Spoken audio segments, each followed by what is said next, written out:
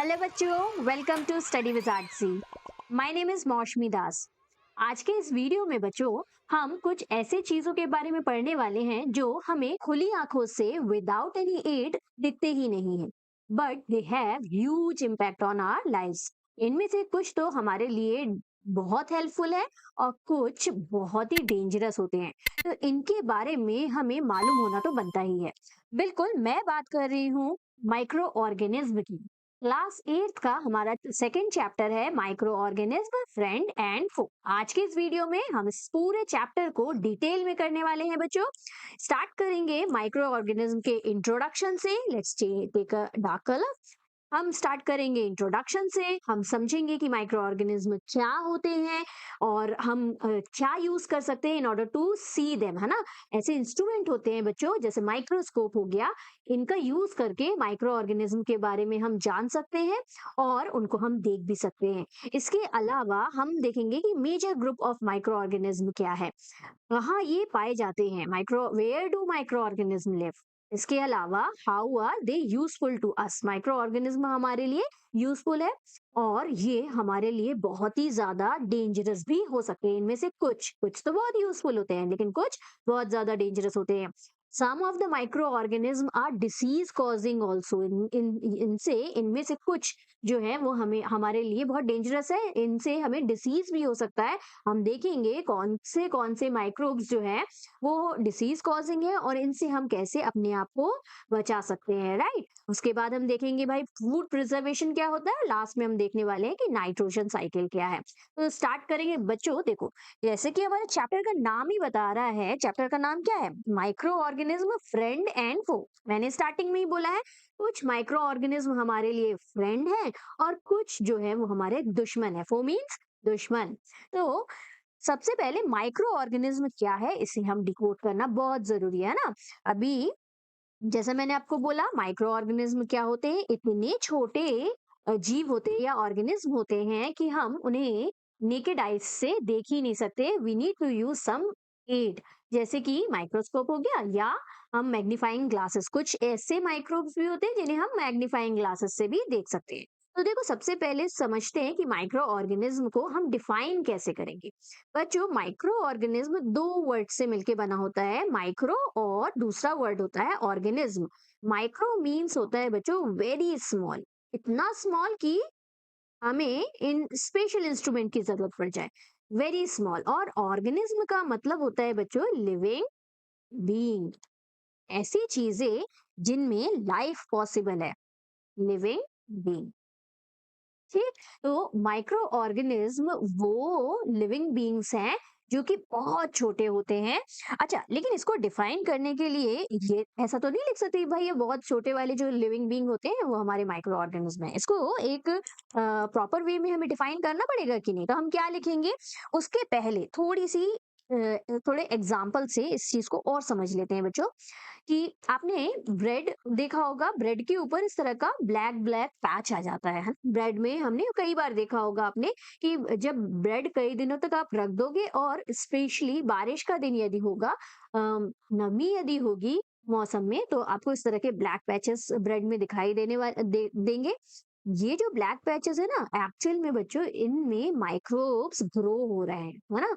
Microbes grow हो रहे हैं, लेकिन हम उन माइक्रोब्स को नहीं देख पा रहे हैं। ये हमें सिर्फ ब्लैक पैचेस के जैसे दिख रहा है। इसके अलावा आप एक बीकर लो, एक बीकर में थोड़ा सा पानी लेके अपने गार्डन से थोड़ा मिट्टी लाके उसे डालो और उसको स्टर करो, अच्छे से घोल लो। थोड़ी देर के लिए छोड़ दो। आप क्या नोटिस करोगे कि जो बड़े वाले चंक्स है या जो मिट्टी के थोड़े बड़े पार्टिकल्स है वो नीचे की तरफ सेटल डाउन हो जाते हैं। लेकिन फिर भी जो हमारा बीकर का बचा हुआ पानी है वो एकदम कैसा दिखता है, इस कलर का दिखता है ना, गंदा सा दिखता है। लेकिन still we can not see microorganism. यहाँ पे आपको कोई लिविंग बीइंग दिखाई नहीं देगा, छोटा सा भी नहीं दिखाई देगा, है ना। उसके लिए बच्चों हमें क्या करना है, हमें यूज करना पड़ता है या फिर एक मैग्नीफाइंग ग्लास कुछ इस तरह की, या हमें माइक्रोस्कोप का यूज करना पड़ता है। बच्चों ध्यान से सुनो, क्योंकि ये क्वेश्चन आपके एनसीईआरटी के एक्सरसाइज में है। Can we see microorganism with our naked eyes. क्या हम खुली आंखों से माइक्रो ऑर्गेनिज्म को देख सकते हैं?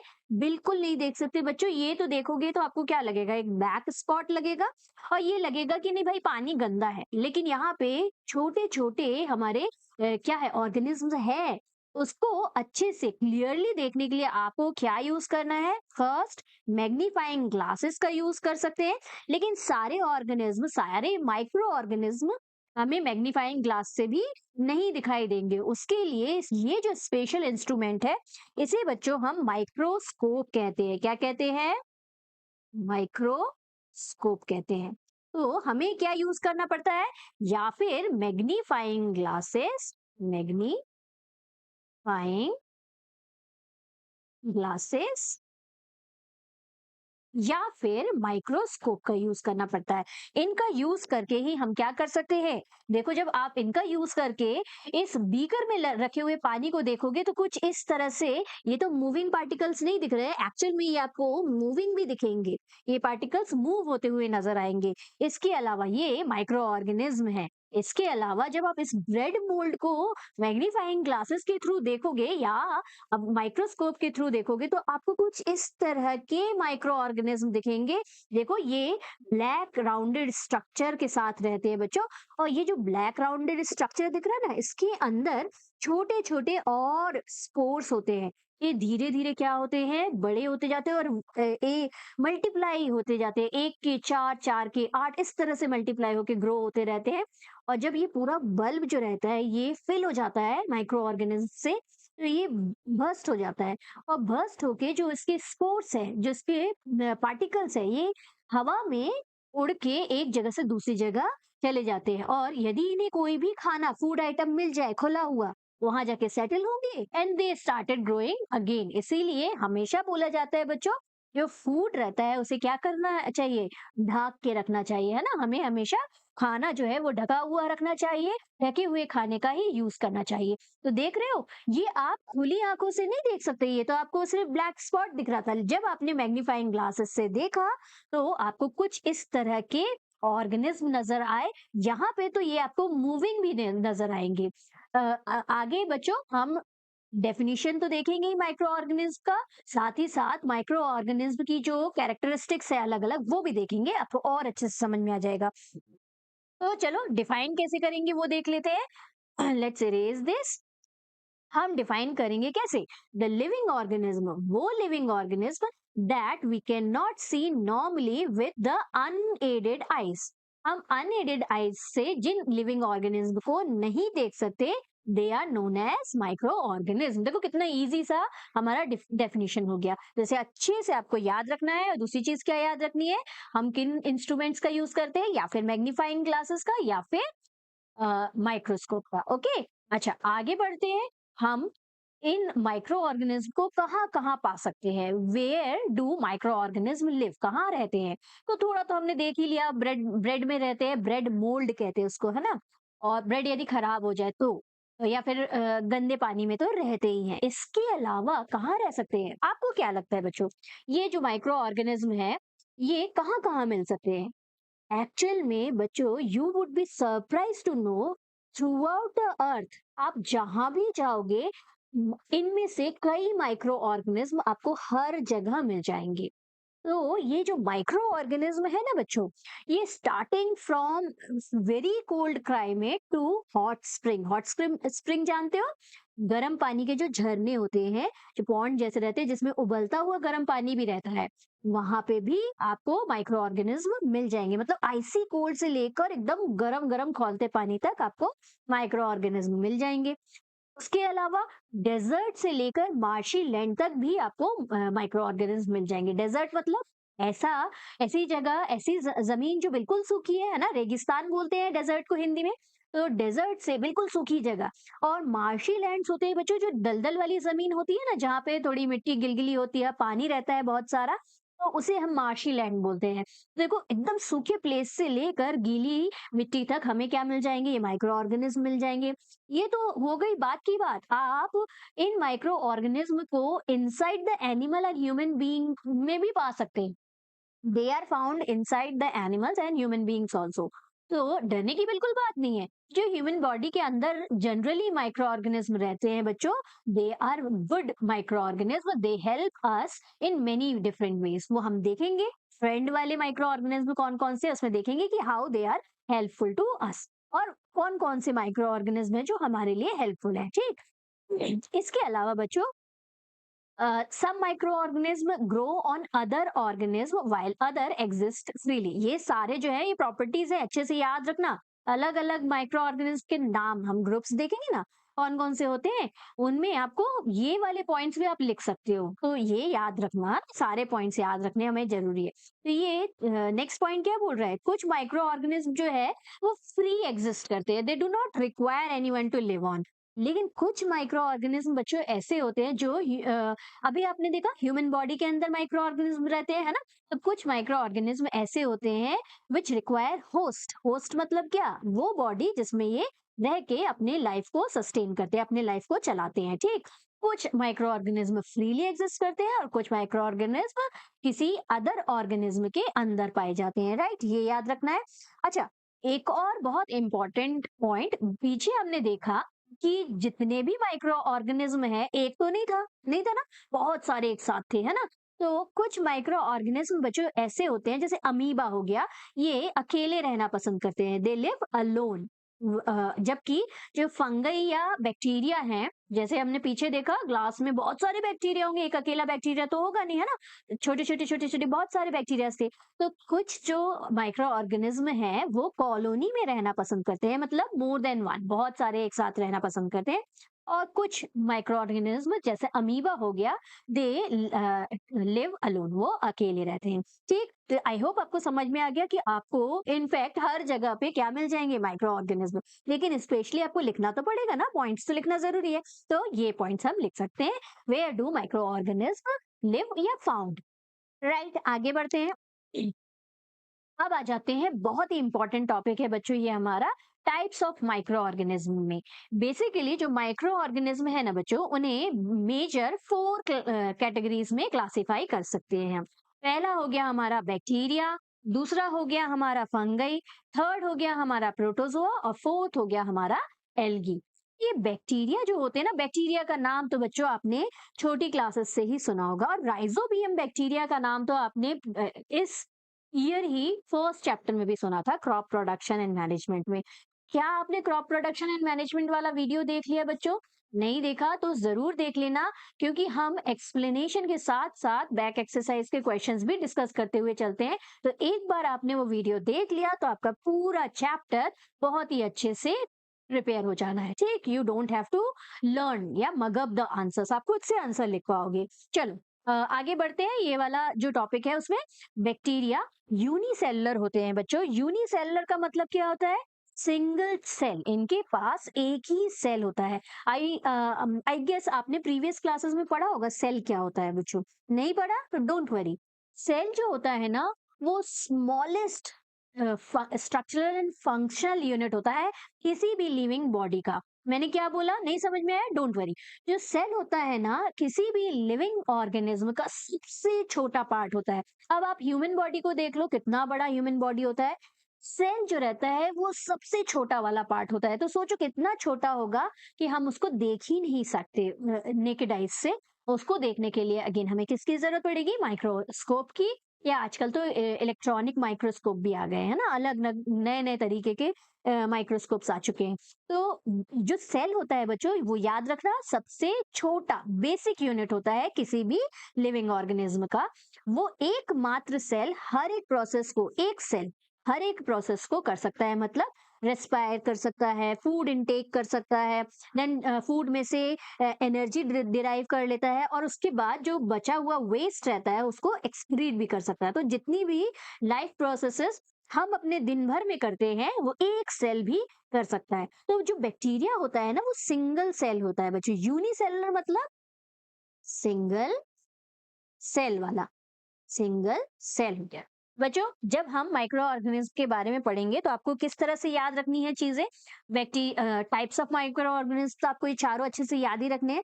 साथ में आपको एग्जाम्पल्स, हर एक के एग्जाम्पल्स याद रखने हैं, और डिसीज भी याद रखना है। अभी हम डिस्कस करेंगे कि डिसीज कौन कौन से होते हैं। तो बैक्टीरिया का देखो, बैक्टीरिया हमारे कुछ इस तरह से, ये माइक्रोस्कोपिक व्यू है माइक्रोस्कोप के अंडर में जब आपने रखा तो बैक्टीरिया कुछ इस तरह से दिखाई देते हैं।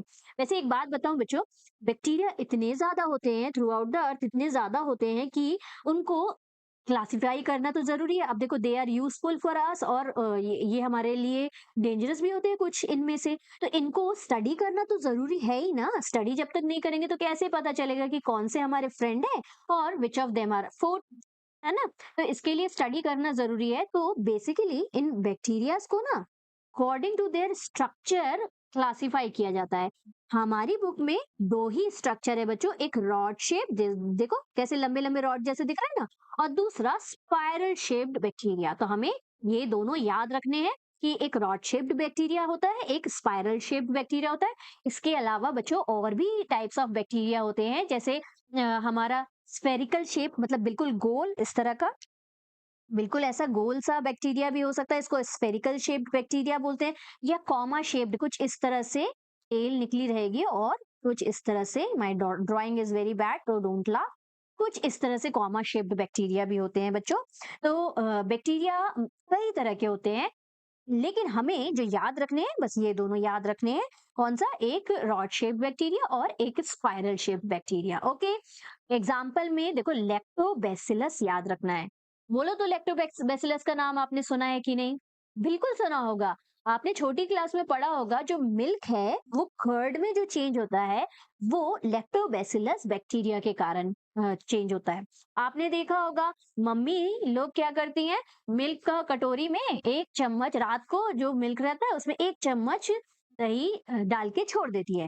रात भर में वो जो दूध था वो किस में कन्वर्ट हो जाता है? सुबह उठ के देखो तो वो पूरा का पूरा दही में कन्वर्ट हो जाता है, कर्ड में कन्वर्ट हो जाता है। तो ये किस बैक्टीरिया के कारण? Lactobacillus bacteria. बच्चों, they are very helpful for us in digestion also. हमारे लिए वो बहुत ही हेल्पफुल होते हैं हमारे डाइजेशन को इम्प्रूव करने के लिए एक्चुअली में। ठीक, तो यदि आपने नहीं देखा मम्मी को दही जमाते हुए तो इस बार जरूर देखना। ओके, मम्मी को बोल के रखना कि मम्मी आप यदि दही जमाओ तो मुझे जरूर दिखाना कि कैसे दही जमाते हो आप। ओके, मैं रात को भी देखूंगा कि मिल्क कैसा है, और देखूंगा या देखूंगी, और सुबह भी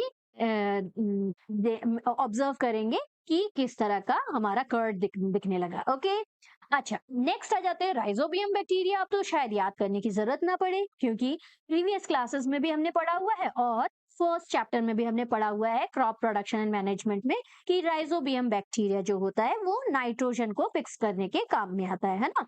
इस चैप्टर में हम इसे थोड़ा सा और डिटेल में पढ़ने वाले हैं बच्चों। तो बाद में ये नाम तो आपको रट ही जाना है, स्पेलिंग लेकिन बहुत इंपॉर्टेंट है, आप रट लेना। ठीक, दो एग्जाम्पल अच्छे से याद होने चाहिए हर एक माइक्रो ऑर्गेनिज्म के। इसके अलावा मैंने क्या बोला? मैंने बोला कि डिसीजेस भी आपको याद रखना है बच्चों। कौन कौन से डिसीजेस बैक्टीरियल डिसीजेस में आएंगे? एक हो गया हमारा टाइफाइड और दूसरा हो गया हमारा ट्यूबरक्लोसिस। देखो याद रखना भी इजी है, typhoid, for T for typhoid और टी फॉर ट्यूबरक्लोसिस। तो स्पेलिंग देखो कैसे लिखोगे, डिसीजेस, ये हो जाएगा पहला वाला हमारा टाइफाइड, और दूसरा वाला हो गया हमारा क्या? ट्यूबरक्लोसिस। ट्यूबरक्लोसिस। ठीक, तो जिस तरह से हम प्रोनाउंस कर रहे हैं उसी तरह से हमें स्पेलिंग भी लिखना है। इसको हम टीबी भी बोलते हैं। ओके, लेकिन आपको ट्यूबरक्लोसिस याद रखना है। तो ये दोनों हमारे क्या होते हैं? बैक्टीरियल डिसीज होते हैं, ये याद रखना है। आगे बढ़ते हैं फंगई में। नेक्स्ट माइक्रो ऑर्गेनिज्म की कैटेगरी है हमारी बच्चों फंगई, या इसे हम फंगस भी कहते हैं। Right, they are multicellular, मतलब इनके पास मोर देन वन सेल होते हैं। And one more thing, they live in a colony. ये कभी अकेले नहीं मिलते हैं, ये हमेशा कॉलोनी में रहते हैं। जैसे हमने पीछे स्लाइड में देखा, bread mould is one of the example of fungi. ये जो ब्रेड मोल्ड है, देखा ना, पूरा क्या पूरे ब्रेड में वो पैच आ जाता है ना। तो दे लिव इन अ कॉलोनी। अब ब्रेड मोल्ड जो रहता है, इसके अलावा दो और मोल्ड होते हैं बच्चों। One is Penicillium which is a very good antibiotic, इससे ही एंटीबायोटिक बनाए जाते हैं। और नेक्स्ट वन इज एस्परगिलस। तो इनमें से एटलीस्ट दो के नाम आपको याद रखने हैं। देखो ब्रेड मोल्ड तो हमने पीछे इससे भी ज्यादा अच्छा स्ट्रक्चर देखा है ना, ये ब्रेड मोल्ड एनसीईआरटी में दिया हुआ है। Next one is Penicillium. Penicillium देखो, ये भी ब्रेड के ऊपर मोल्ड जैसा ही होता है, ग्रीन कलर का पैच आ जाता है ब्रेड में।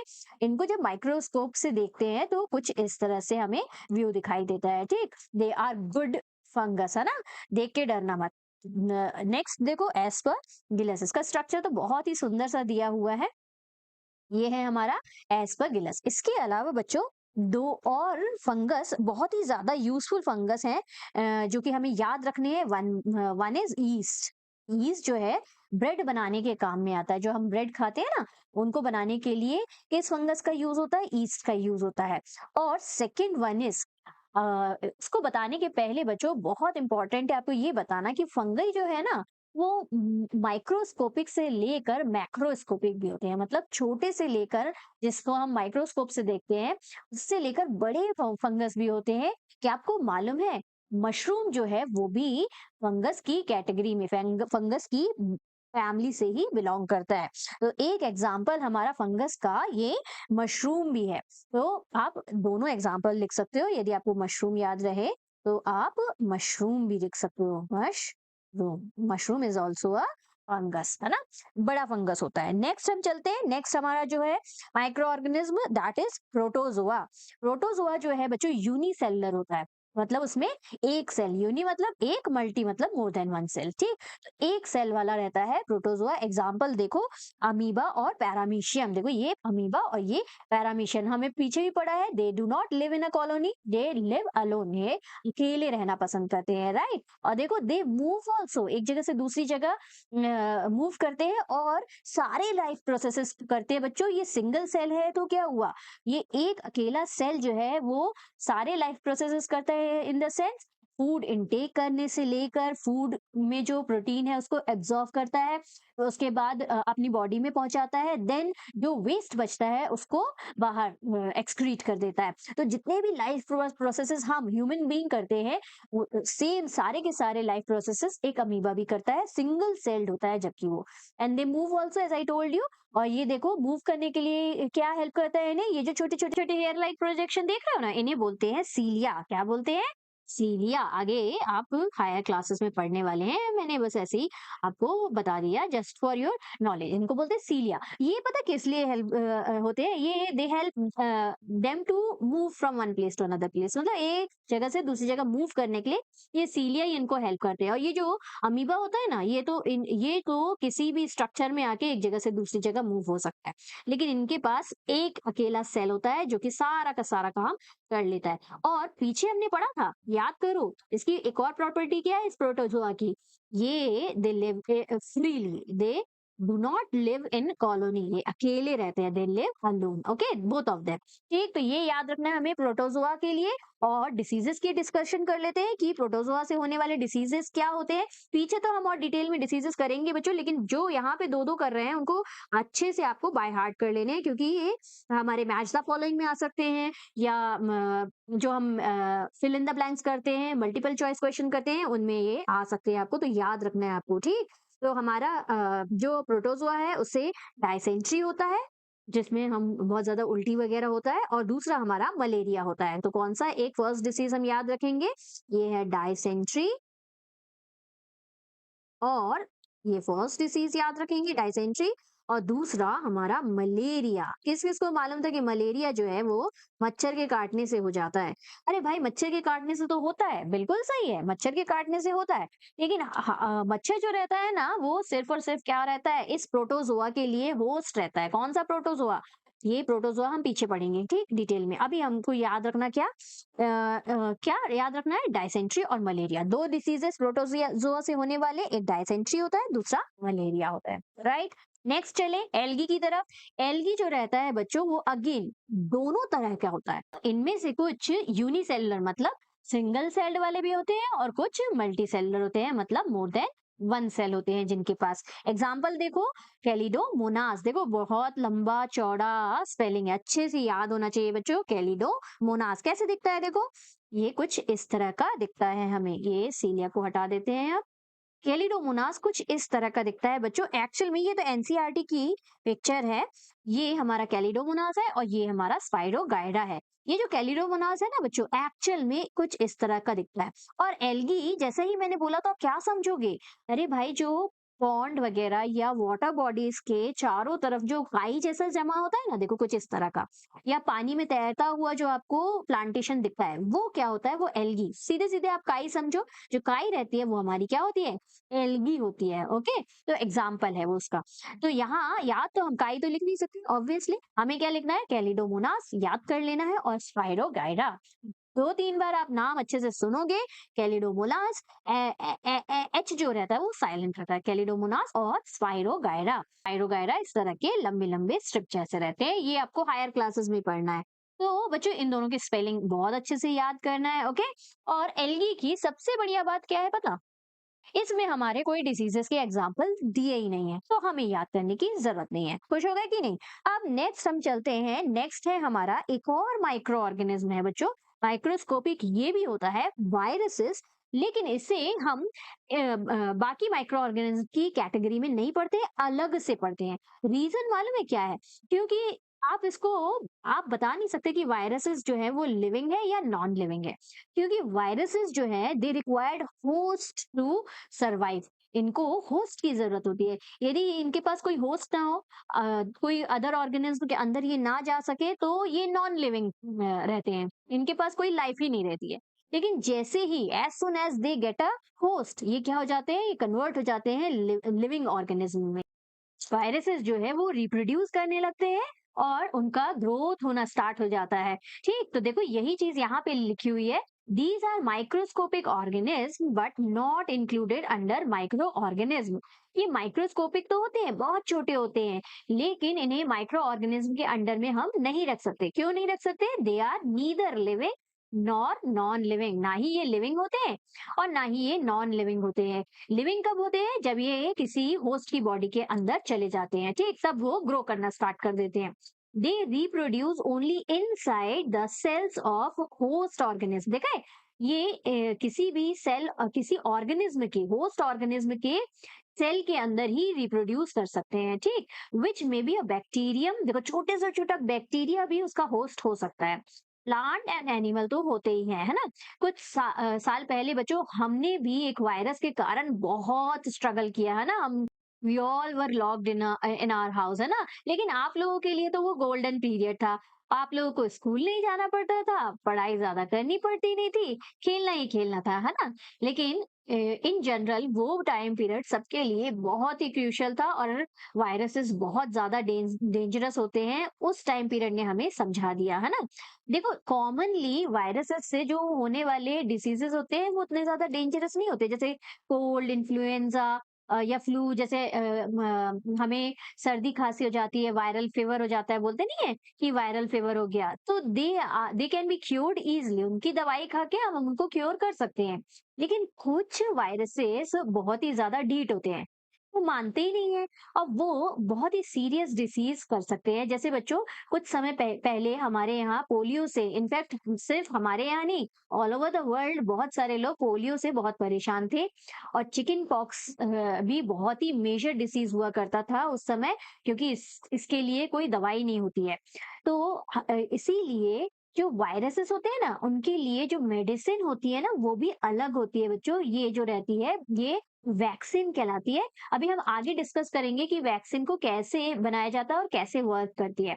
अभी आपको क्या याद रखना है? कॉमन अलाइनमेंट में आपको याद रखना है कि कोल्ड, इन्फ्लुएंजा, उसी को फ्लू बोलते हैं, जो सर्दी खांसी हो जाती है में वो, and most cough are caused by viruses. Viruses से होता है। और दो डिसीज जो मेजर डिसीज आपको याद रखनी है, one is polio and second one is chicken pox. वैसे पोलियो और चिकन पॉक्स दोनों टोटली हमारे यहाँ से खत्म हो चुका है बच्चों, क्योंकि आपको आई गेस याद होगा पल्स पोलियो मिशन चलाए गए थे।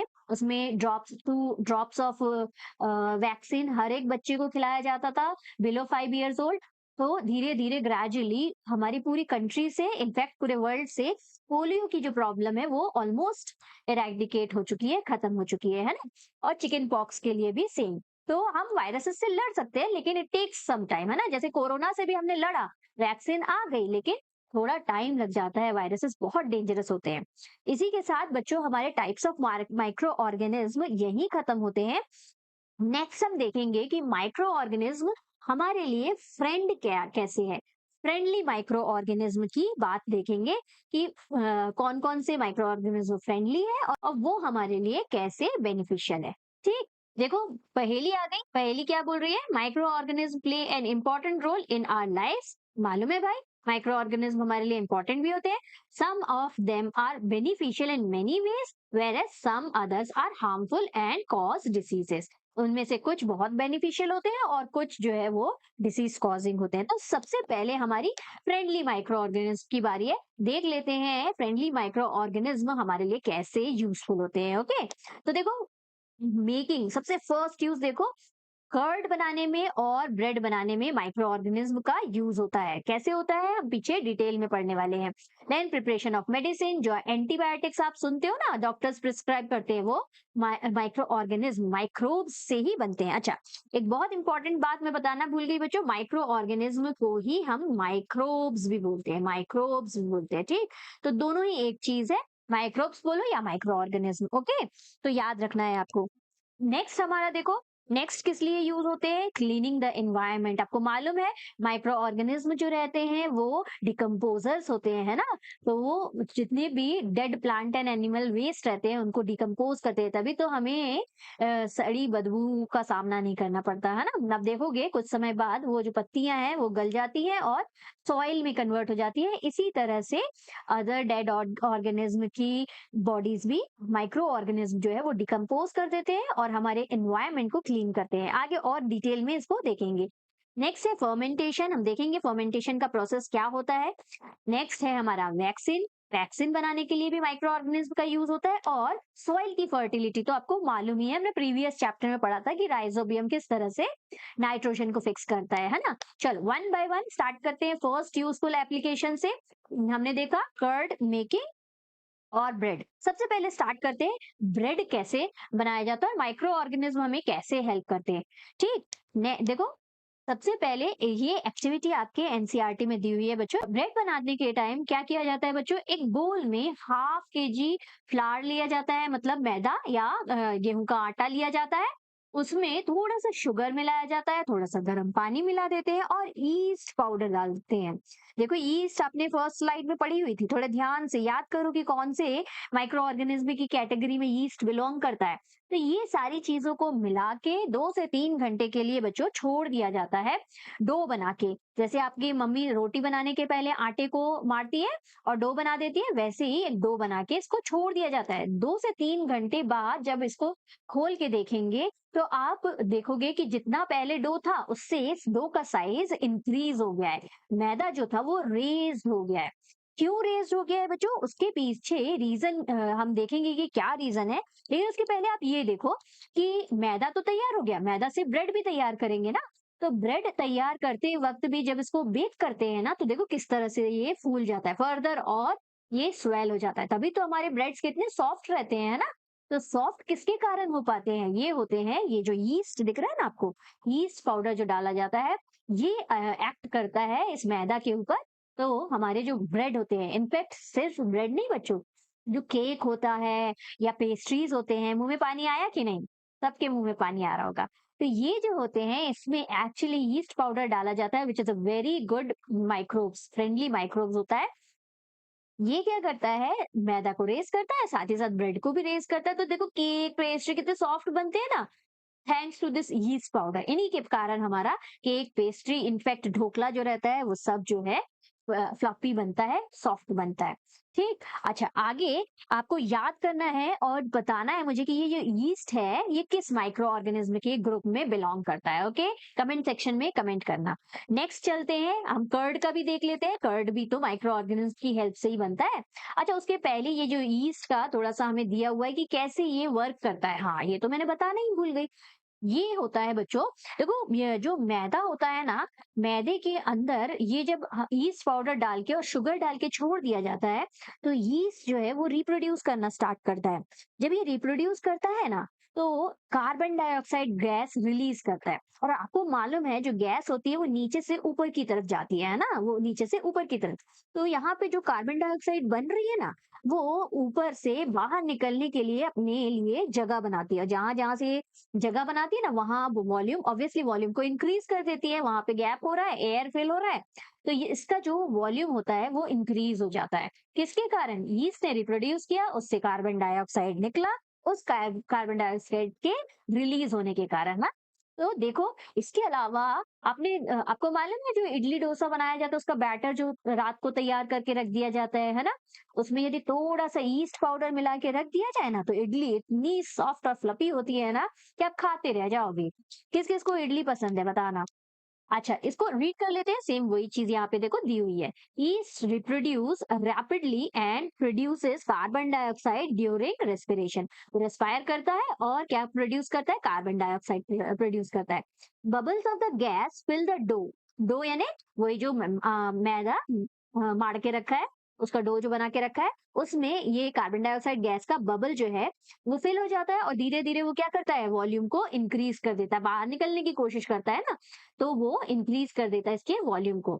This is the reason why yeast is used in the baking industry for making breads, pastries and cakes. In fact जो हमारे इडली डोसा डोसा के बैटर होते हैं उनमें भी यीस्ट पाउडर डाला जाता है। ढोकले में के पाउडर में यीस्ट डाला जाता है, तो वो कितने फ्लिपी होते हैं, है ना। तो ये सारे यूज याद रखने हैं आपको। यीस्ट यूज होता है हमारे खाने में। इसके अलावा बच्चों जो कर्ड बनता है, आपने पीछे भी पढ़ा, लैक्टोबैसिलस बैक्टीरिया की हेल्प से बनता है। ये याद रखना है, 1 मार्कर में बहुत इंपॉर्टेंट क्वेश्चन है। इस साल तो इंपॉर्टेंट है और कई बार रिपीटेड में आपको ये पूछा जाएगा। एक राइजोबियम याद रखना रहता है और एक लैक्टोबैसिलस। देखो बायो की यही खास बात है कि उसमें जो वर्ड्स है ना, उनको आप लिख लिख के याद करो।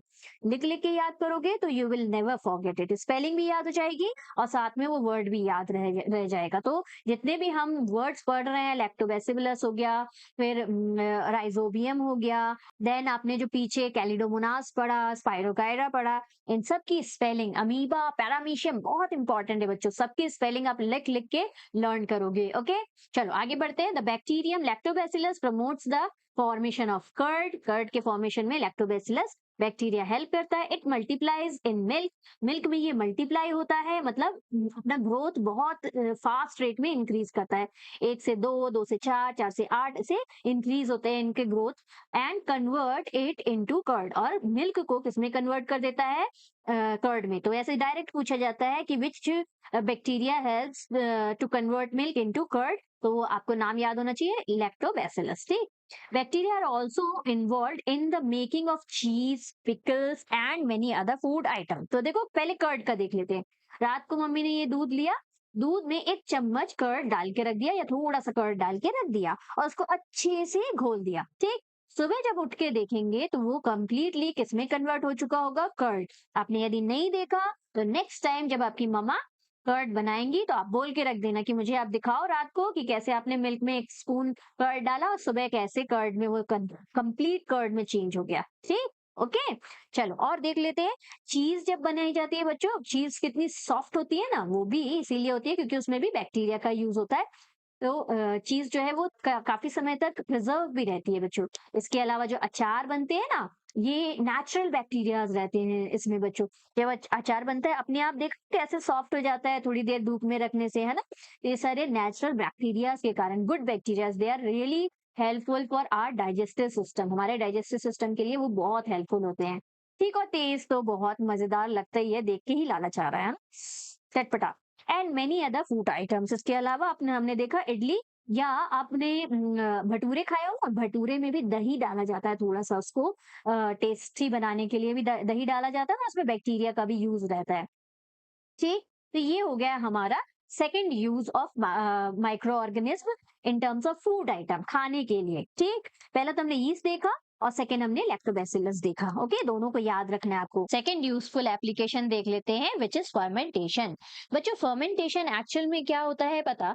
जैसे व्हीट, राइस या ड्राई ड्राई फ्रूट्स होते हैं, जैसे ड्राई ग्रेप्स ले लो, रेजिन कहते हैं जिन्हें हम, किशमिश, इन सब में ना नेचुरल शुगर होता है। अब जब शुगर में यीस्ट पाउडर थोड़ा मिलाया जाता है, थोड़ा गर्म पानी डाल के 2-3 घंटे के लिए यदि इसको छोड़ दिया जाए ना बच्चों, तो ये जो शुगर प्लस यीस्ट है, ये हमारा इथेनॉल में कन्वर्ट हो जाता है, which is a alcohol. Generally ये कमर्शियल पर्पस के लिए या इंडस्ट्रियल पर्पस के लिए ये मेथड यूज किया जाता है in order to make alcohols या कई सारे विनेगर जैसे हो गए, इन सब चीजों को बनाने के लिए यूज किया जाता है। तो क्या होता है, शुगर में यीस्ट मिलाया जाता है और जो शुगर को फर्मेंट किया जाता है जिससे इथेनॉल में ये कन्वर्ट हो जाता है। तो देखो और अच्छे से डिटेल में समझते हैं। देखो कमर्शियली इसको यूज किया जाता है, मतलब बेसिकली इंडस्ट्रियल पर्पस के लिए इसको यूज किया जाता है। क्या करते हैं, microorganism are used for the large scale production of alcohol, wine, acetic acid जिसको हम विनेगर भी कहते हैं। तो इनके प्रोडक्शन के लिए माइक्रो ऑर्गेनिज्म का यूज किया जाता है। बहुत इंपॉर्टेंट है बच्चों, याद रखना कि कौन सा माइक्रो ऑर्गेनिज्म यूज किया जाता है, यीस्ट। इसको बहुत अच्छे से याद रखना है बच्चों, क्यों, क्योंकि पीछे इन टेक्स्ट क्वेश्चन में आपको इससे रिलेटेड बहुत सारे क्वेश्चन मिल जाएंगे, फिल इन द ब्लैंक्स में मिल जाएंगे, मल्टीपल चॉइस क्वेश्चन में मिल जाएंगे। जैसे एक क्वेश्चन इस तरह का है, yeast is used in the production of what, तो हमें बताना पड़ेगा it is used in the production of alcohol also commercially, है ना। तो ये यीस्ट आपको याद रखना है, ये अल्कोहल के प्रोडक्शन में यूज होता है। देखो एक और क्वेश्चन है, alcohol is produced with the help of what, तो हमको क्या लिखना है, yeast, with the help of yeast. So yeast is used for commercial production of alcohol and wine. For this purpose, yeast is grown on natural sugar. देखो कैसे, इस तरह का नेचुरल शुगर कहाँ से मिलेगा, वही मैंने बोला, व्हीट, राइस ले लो या क्रस्ट फ्रूट जूस हो गया, इनको ले लिया जाता है, इनमें ईस्ट मिलाया जाता है और हल्का सा गर्म पानी मिला के इसको 2 से 3 घंटे के लिए छोड़ दिया जाता है, या फिर ओवर द नाइट भी छोड़ दिया जाता है कई बार। तो ये किस में कन्वर्ट हो जाता है, मेजर जो आपको आउटकम मिलेगा दैट इज इथेनॉल। उसके अलावा कार्बन डाइऑक्साइड और एनर्जी भी ये रिलीज करता है। तो याद रखना है, ईस्ट यूज होता है commercial production of alcohol and wine के लिए। ओके, आगे बढ़ते हैं। देखो ये एक्टिविटी दी हुई है आपके एनसीईआरटी बुक में, इसको भी देख लेते हैं। सेम वही चीज यहाँ पे भी एक्टिविटी में भी बताया गया है कि 500 ml का एक आपको बीकर लेना है और इसमें क्या करना है, कुछ स्पून, ये देखो यहाँ पे दिया है, take a beaker, fill the beaker with 3/4 of water, 3/4 of water से यहाँ तक लगभग भर देंगे। Dissolve 2-3 spoon of sugar in it and add half of the yeast powder, थोड़ा सा यीस्ट पाउडर इसमें डाल के 4-5 घंटे के लिए छोड़ देंगे। तो देखो शुगर मिला और यीस्ट पाउडर मिला, थोड़ा सा गर्म पानी मिला, तो किस में कन्वर्ट हो जाना है, इसको अल्कोहल में कन्वर्ट हो जाना है। तो यहाँ पे यदि पूछा जाए कि आपको कैसा आप क्या ऑब्जर्व करोगे, तो आप जब इसको स्मेल करोगे ना सुबह बच्चों, तो उसकी स्मेल जो है वो बहुत ही अजीब सी स्मेल आती है, it is a smell of alcohol. तो ये आपके एनसीईआरटी में एक्टिविटी दी हुई है। तो यदि फर्मेंटेशन का डेफिनेशन लिखने के लिए आया तो आप क्या लिखोगे, आप लिखोगे the process of conversion of sugar into alcohol, है ना, in the presence of yeast भी यहाँ पे ऐड कर सकते हो आप, इज नोन एज फर्मेंटेशन। तो सिंपली आपको क्या लिखना है, the process of conversion of sugar into alcohol in presence of yeast is known as fermentation. मैं लिख देती हूँ, यहाँ पे इस जगह पे आप लिख सकते हो इन प्रेजेंस ऑफ ईस्ट। चेंज हुआ, कलर हुआ, इन प्रेजेंस ऑफ यीस्ट। ठीक, ये यहाँ पे आप ऐड कर सकते हो इस जगह पे, इज नोन एज फर्मेंटेशन। इस मेथड को ही क्या किया कहा जाता है, फर्मेंटेशन किया कहा जाता है। ओके, नेक्स्ट टॉपिक की तरफ चलते हैं। नेक्स्ट हमारा क्या है दिया हुआ, लेट्स इरेज दिस फर्स्ट। हाँ देखो, फर्मेंटेशन का डिस्कवरी किसने किया था, ये नाम आपको याद रखना है, लुईस पाश्चर। लुईस पाश्चर ने डिस्कवर किया था फर्मेंटेशन का मेथड इन 1857। ओके, तो ये आपको याद रखना है। आगे चलते हैं थर्ड यूजफुल एप्लीकेशन की तरफ, विच इज मेडिसिनल यूज। देखो मैंने पीछे बताया एंटीबायोटिक्स बनाने के लिए बच्चों इनका यूज किया जाता है। सबसे पहले ये समझ लेते हैं कि एंटीबायोटिक्स काम कैसे करते हैं बच्चों। बच्चों हमारी बॉडी में ना एक, आपको मालूम है, इम्यून सिस्टम होता है। यदि आपका इम्यून सिस्टम स्ट्रांग है तो आपको कम डिसीजेस अटैक कर सकेंगी, है ना। वो इम्यून सिस्टम होता क्या है, एक्चुअल में बच्चों हमारी बॉडी में ना जो गुड बैक्टीरियाज, गुड माइक्रोब्स होते हैं, उन्हें हम एंटीबॉडीज कहते हैं। ये हमारी बॉडी के नेचुरल फाइटर्स रहते हैं। तो जैसे ही छोटा मोटा या थोड़े लिटिल अमाउंट में यदि कोई वायरल अटैक होता है या कोई भी माइक्रोब्स का अटैक होता है हमारी बॉडी में ना, तो ये जो एंटीबॉडीज है ये खुद उस उनके साथ फाइट करके उनको किल कर देते हैं और हमारी बॉडी को हमारे डिसीज किसी भी डिसीज से बचा के रखते हैं। अब कभी-कभी ऐसा होता है कि जो माइक्रोबियल अटैक हुआ हमारी बॉडी के ऊपर वो बहुत ज़्यादा हेवी हो जाता है। बहुत ज़्यादा ज़्यादा ही कुछ माइक्रोब्स एंटर कर जाते हैं। तो जो हमारी बॉडी के बॉडीज होते हैं ना वो सफिशिएंट नहीं हो पाते हैं इन इन्वेडर्स से, है ना? जो बाहर से माइक्रोब्स एंटर करते हैं ना उनको इन्वेडर कहते हैं। तो इन इन्वेडर्स से लड़ने के केपेबल नहीं हो जाते, कम पड़ जाते हैं। उस समय हमारे हमें डॉक्टर के पास जाना पड़ता है। डॉक्टर दवाइयों के साथ-साथ हमें एंटीबायोटिक्स भी देते हैं। तो वो जो एंटीबायोटिक्स रहते हैं ना उनमें भी बच्चों यही बैक्टीरियाज रहते हैं जो हमारे नेचुरल बैक्टीरियाज के साथ मिलके बॉडी में जो जर्म्स एंटर कर जाते हैं उनके साथ फाइट करते हैं और हमें डिसीज फ्री करवाते हैं। तो देखो यहाँ पे ये चीज तो एंटीबायोटिक्स यदि पूछा जाए कि क्या होते हैं तो आप क्या लिखोगे? वो मेडिसिन जो डिसीज कॉजिंग माइक्रोब्स को किल करते हैं या उनकी ग्रोथ को रोक देते हैं। क्या लिखोगे? वो मेडिसिन, पहले तो ये मेडिसिन होते हैं ना, दवाइयां होती है, वो मेडिसिन जो डिसीज कॉजिंग माइक्रो ऑर्गेनिज्म को किल करते हैं या उनकी ग्रोथ को स्टॉप कर देते हैं, वही एंटीबायोटिक्स होते हैं। ओके, तो यहाँ पे पढ़ लेते हैं क्या दिया हुआ है। These days, a number of antibiotics are being produced from bacteria and fungi. किसका यूज करते हैं? बैक्टीरिया का या फंगाई का यूज करते हैं। ओके, फंगाई पीछे हमने पढ़ा था, याद है? पेनिसिलियम। अभी आगे हम अच्छे से पढ़ेंगे कि पेनिसिलियम जो रहता है, ब्रेड मोल्ड जो हमने पढ़ा था, वो जो मोल्ड रहता है उसका यूज पेनिसिलिन बनाने के लिए किया जाता है, तो वो भी है। ठीक, the antibiotics are manufactured by growing specific microorganism and are use to cure a variety of diseases. अलग अलग एंटीबायोटिक्स अलग अलग माइक्रो ऑर्गेनिज्म का यूज करके बनाया जाता है, वो स्पेसिफिक टू डिजीज रहते हैं। बच्चों यहाँ पे एक और चीज आपको बताना जरूरी हो जाता है कि हम खुद से एंटीबायोटिक्स नहीं ले सकते। सिर्फ और सिर्फ जो डॉक्टर हमें प्रिस्क्राइब करते हैं ना एंटीबायोटिक्स, उन्हीं को हमें लेना पड़ता है। आगे हम देखेंगे कि उन्हें यदि हमने अपने आप से लिया तो क्या इम्पैक्ट पड़ता है हमारी बॉडी पे। आगे देख लेते हैं कि एंटीबायोटिक्स को यदि आपको डिफाइन करने के लिए कहा गया तो आप कैसे डिफाइन करोगे?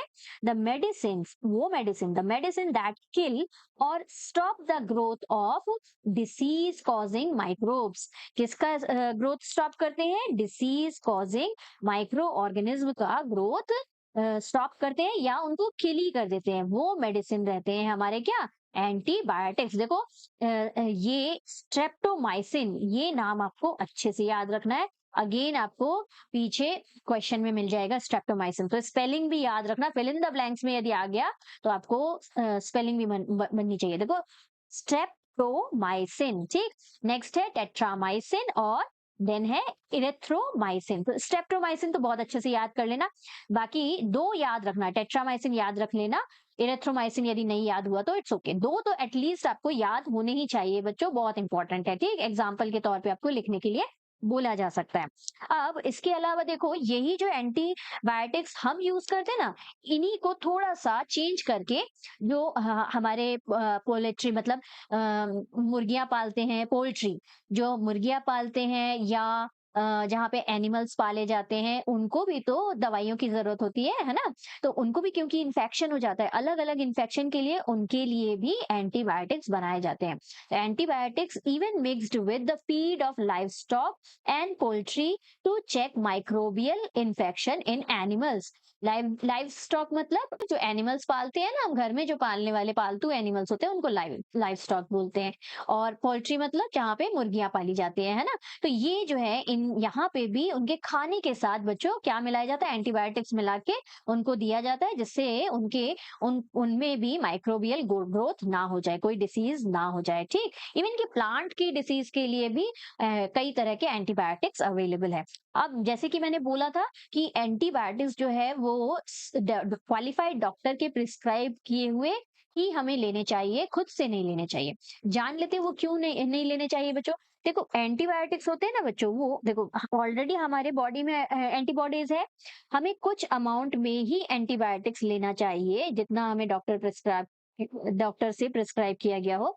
ज़्यादा ले लेंगे तो हमारे जो गुड बैक्टीरियाज़ हैं हमारी बॉडी के, उनको भी किल कर देंगे। जैसे ही डिसीज़ कॉज़िंग ऑर्गेनिज़्म खत्म हुए, अब ये तो ज़्यादा अमाउंट में हम ले रहे हैं, तो जो गुड बैक्टीरियाज़ हैं, उनको भी तो कुछ फीड करना है, तो गुड बैक्टीरियाज़ वो किल कर देते हैं। तो इसीलिए ज़्यादा अमाउंट में नहीं लेना चाहिए और जो डॉक्टर ने डोज़ दिया है ना, उसको आधे में भी नहीं छोड़ना चाहिए। उस कोर्स को कंप्लीट भी करना बहुत ज़रूरी है, क्योंकि हो सकता है हमने इनकम्प्लीट डोज़ लिया, थोड़े बहुत जो इन्फेक्शियस माइक्रो ऑर्गेनिज्म है वो हमारी बॉडी में बच गए, बाद में वो अगेन डबल हो जाएँगे, ट्रिपल हो जाएँगे और जब तक वो बहुत ज़्यादा बढ़ेंगे नहीं, तब तक हमें पता नहीं लग पाएगा और जब हमें पता लगेगा कि भाई फिर से हमें सेम डिसीज़ हो रही है, तब तक उनकी ग्रोथ ऑलरेडी बहुत ज़्यादा हो चुकी होगी।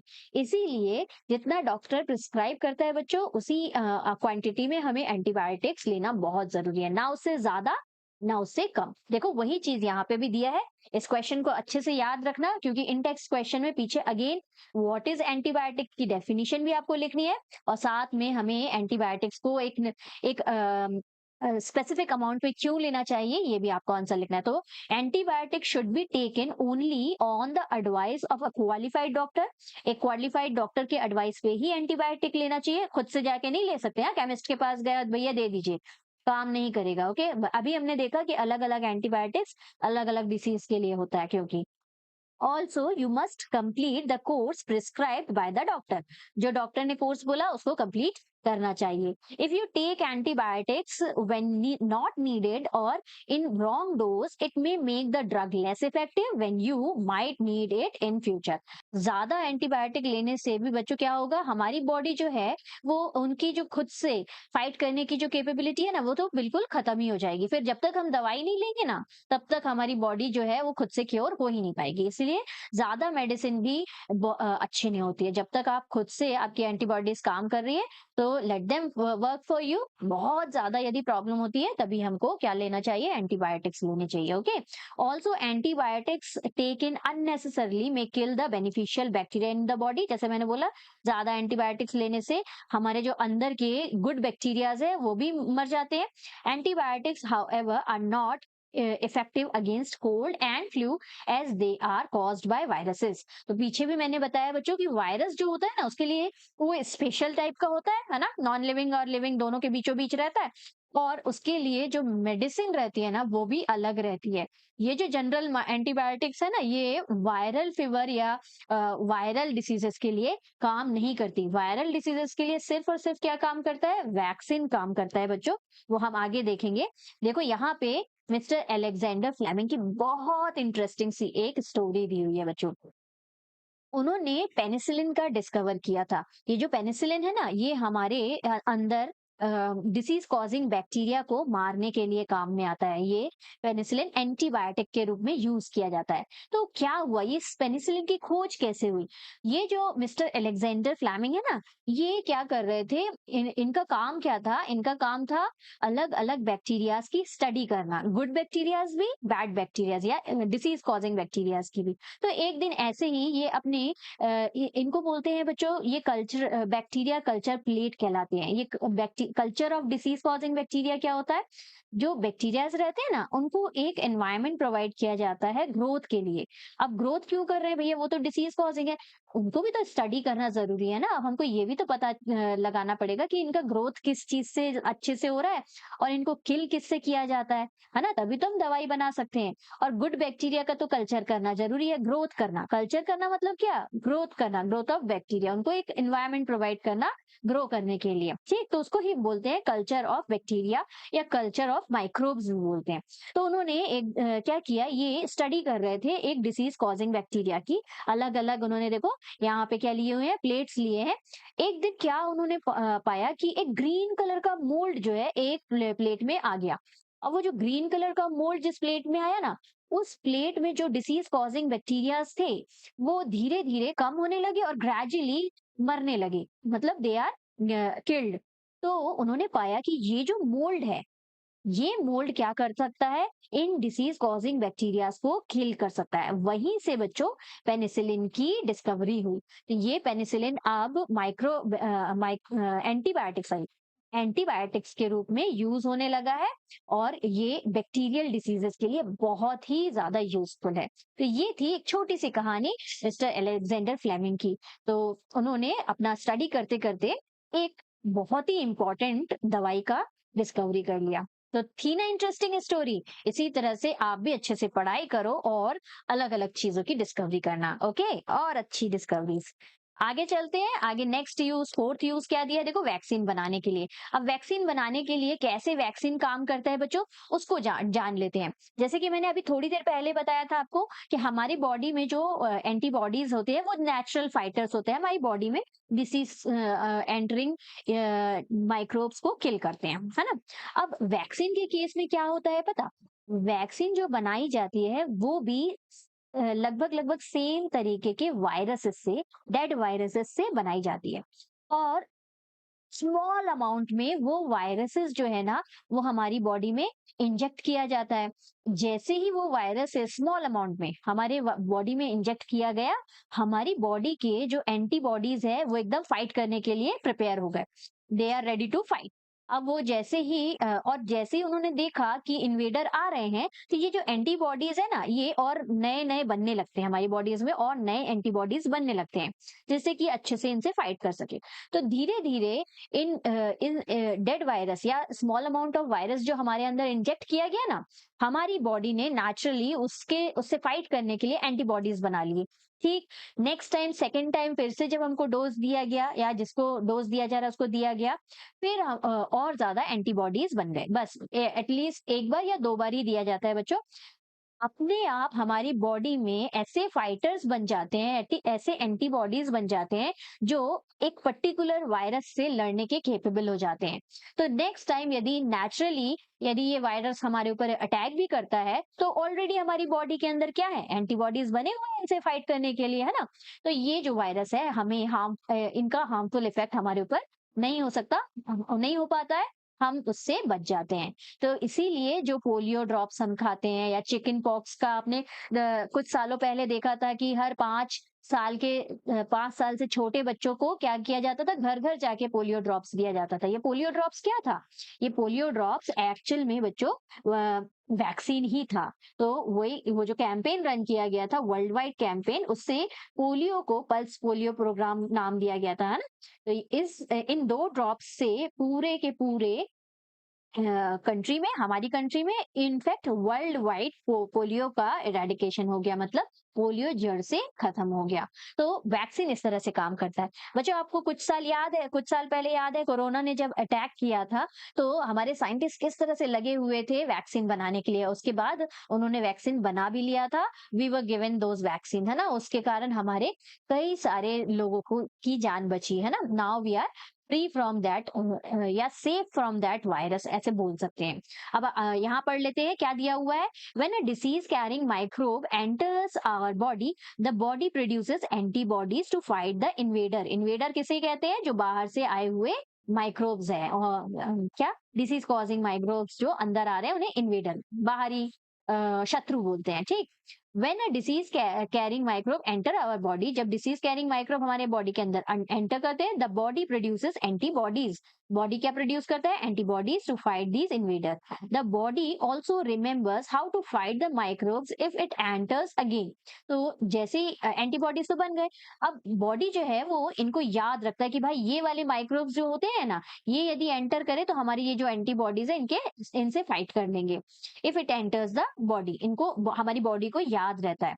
If dead or weakened microbes are introduced into a healthy body, the body fights and kills the invading bacteria by producing suitable antibodies। मतलब वही जो मैंने बोला कि थोड़े से लिटिल अमाउंट में डेड या वीकेंड माइक्रोब्स को इंट्रोड्यूस किया जाता है हमारी हेल्दी बॉडी में, जो कि हमारी बॉडी में क्या बनाते हैं, एंटीबॉडीज बनाते हैं, और वो एंटीबॉडीज जो है इनसे फाइट करते हैं, ये इन्वेडिंग बैक्टीरिया से फाइट करते हैं।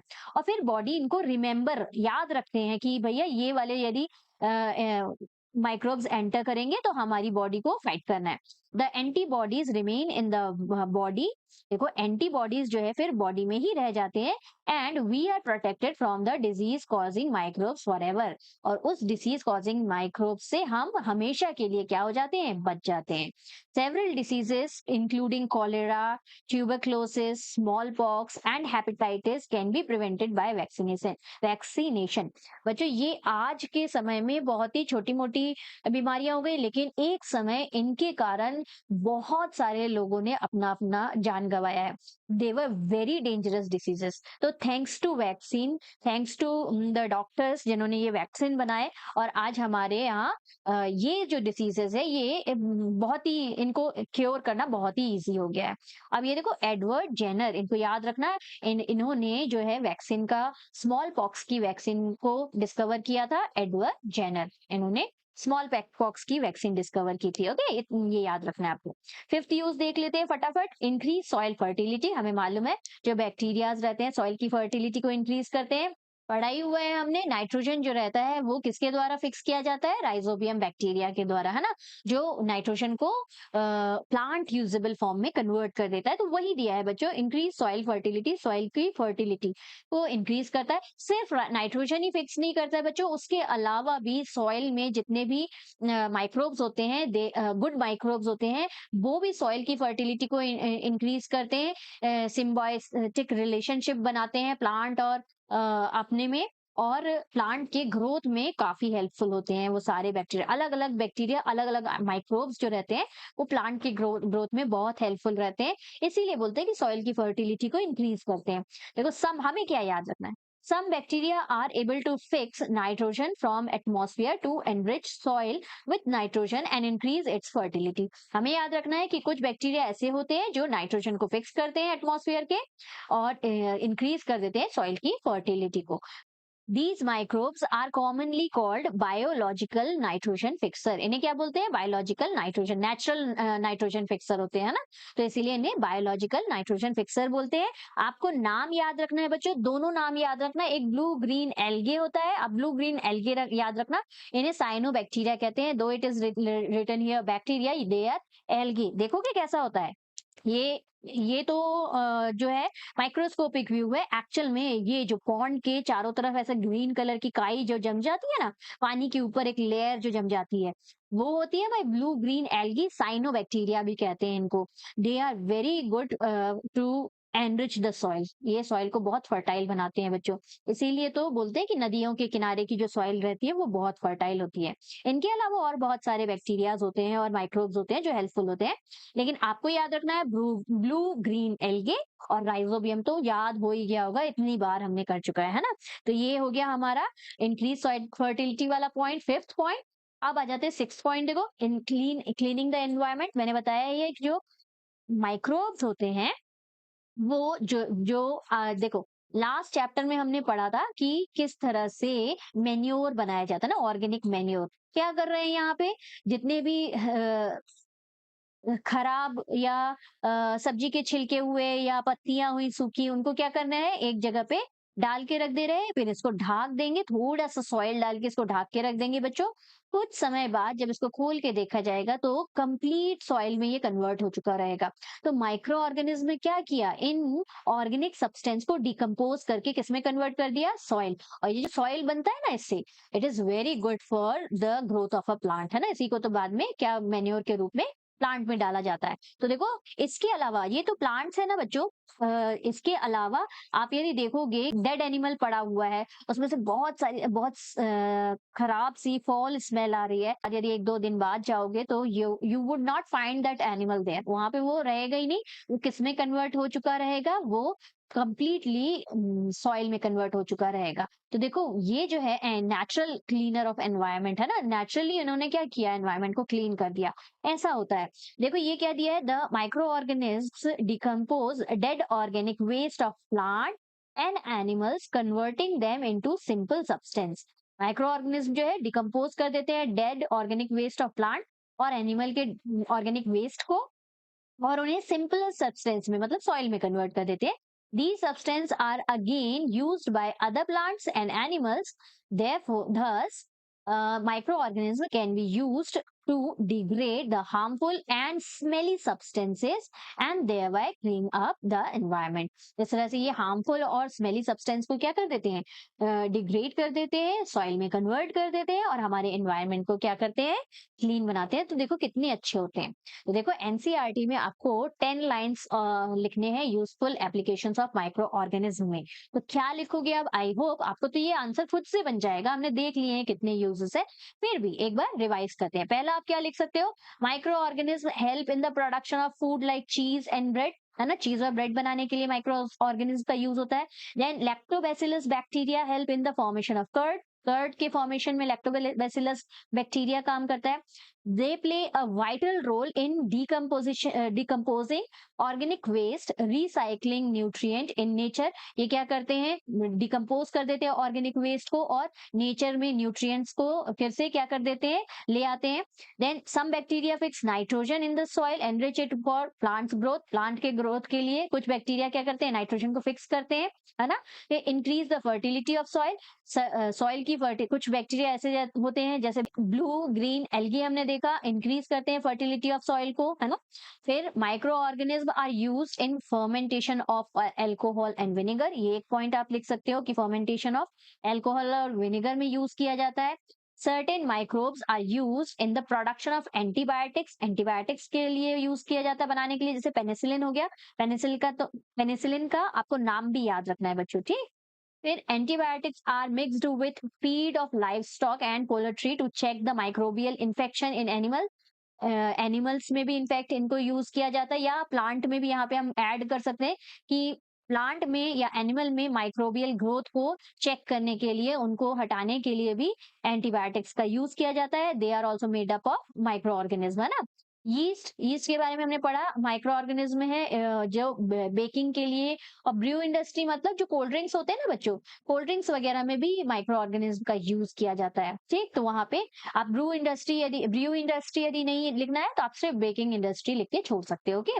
9th पॉइंट हो गया। 10th पॉइंट में आप लिख सकते हो, microbes are used in vaccine production to prevent disease like polio, smallpox and corona. तो यहाँ हो गए हमारे useful application of microorganism complete. अब हमें क्या करना है, how microorganism are for to us, है ना, हमारे लिए कैसे हार्मफुल है। तो harmful effect of microorganism पढ़ने के पहले बच्चों ये तो मालूम होना चाहिए ना कि जो माइक्रो ऑर्गेनिज्म हमारे लिए हार्मफुल है, जो डिसीज कॉजिंग माइक्रो ऑर्गेनिज्म है, उनको क्या नाम दिया गया है बच्चों, उन्हें हम पैथोजेंस कहते हैं। वो डिसीज कॉजिंग माइक्रो ऑर्गेनिज्म, वो हार्मफुल माइक्रो ऑर्गेनिज्म जो हमारे अंदर डिसीज लाते हैं, हमारे लिए हार्मफुल होते हैं, उन्हें हम क्या बोलते हैं, पैथोजेंस बोलते हैं, ठीक। तो देखो पैथोजेंस के बारे में हम कैसे डिफाइन करेंगे, some of the microorganism cause disease in human beings, plants and animals, such disease causing microorganism are called pathogens. Easy, बहुत इजी है, एक बार समझा दिया आपको, ये याद कर लेना पैथोजेंस क्या होते हैं।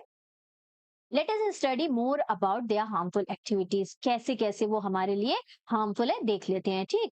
अब ये पार्ट बच्चों अगेन बहुत इंपॉर्टेंट है, क्योंकि देखो 1 मार्कर क्वेश्चन यहाँ से बहुत ज्यादा आ जाते हैं कि किस माइक्रो ऑर्गेनिज्म में कौन सा डिसीज किया, इस तरह से आपको पूछ सकते हैं। तो हमें डिसीजेस के नाम भी याद रखने हैं, साथ में ये भी याद रखना है कि किन माइक्रो ऑर्गेनिज्म के कारण ये पर्टिकुलर डिसीज हुआ। देखो पीछे हमने पढ़ा था बैक्टीरिया से, मैंने बोला था T for tuberculosis, T for typhoid, याद रखना, है ना, कुछ चीजें हम पहले से ही करते हुए चल रहे हैं। अच्छा, वायरसेस जो रहते हैं ना, वो तो हवा में उड़ के ही एक जगह से दूसरी जगह चले जाते हैं, है ना। तो जितने भी ऐसे डिसीजेस होंगे ना जो हवा से स्प्रेड हो जाए या वाटर से स्प्रेड हो जाए, वो जनरली वायरसेस के अंडर में आते हैं बच्चों। जैसे कफ एंड कोल्ड हो गया, है ना। तो कफ एंड कोल्ड जब होता है तो कैसे हम छींकते हैं, छींकने के समय इसलिए तो बोलते हैं कि मुंह में क्या रखना चाहिए, हैंकरचिप रखना चाहिए, वो सब जो रहता है वो वायरल डिसीजेस होते हैं, है ना। चलो और आगे डिटेल में हम यहाँ पे समझ लेते हैं one by one. Pathogen enter our body through the air we breathe, the water we drink और द फूड वी ईट। तो पैथोजन कैसे कैसे एंटर कर सकते हैं, एयर से, वाटर से, और खाना जो हम खाते हैं उसके थ्रू भी पैथोजन से एंटर कर सकते हैं। देखो खुले, मैंने पीछे हमने डिस्कस किया था, खाना खुला नहीं छोड़ना चाहिए, और खुला रखा खाना यदि हमने खाया तो इट मे बी पॉसिबल कि उसमें क्या आ चुका है, पैथोजेंस आ चुके हैं, और उनको खाने से ऑब्वियसली हमें फूड पॉइजनिंग हो जाएगी, है ना। They can also get transmitted by direct contact with an infected person और कैरिड बाय एन एनिमल।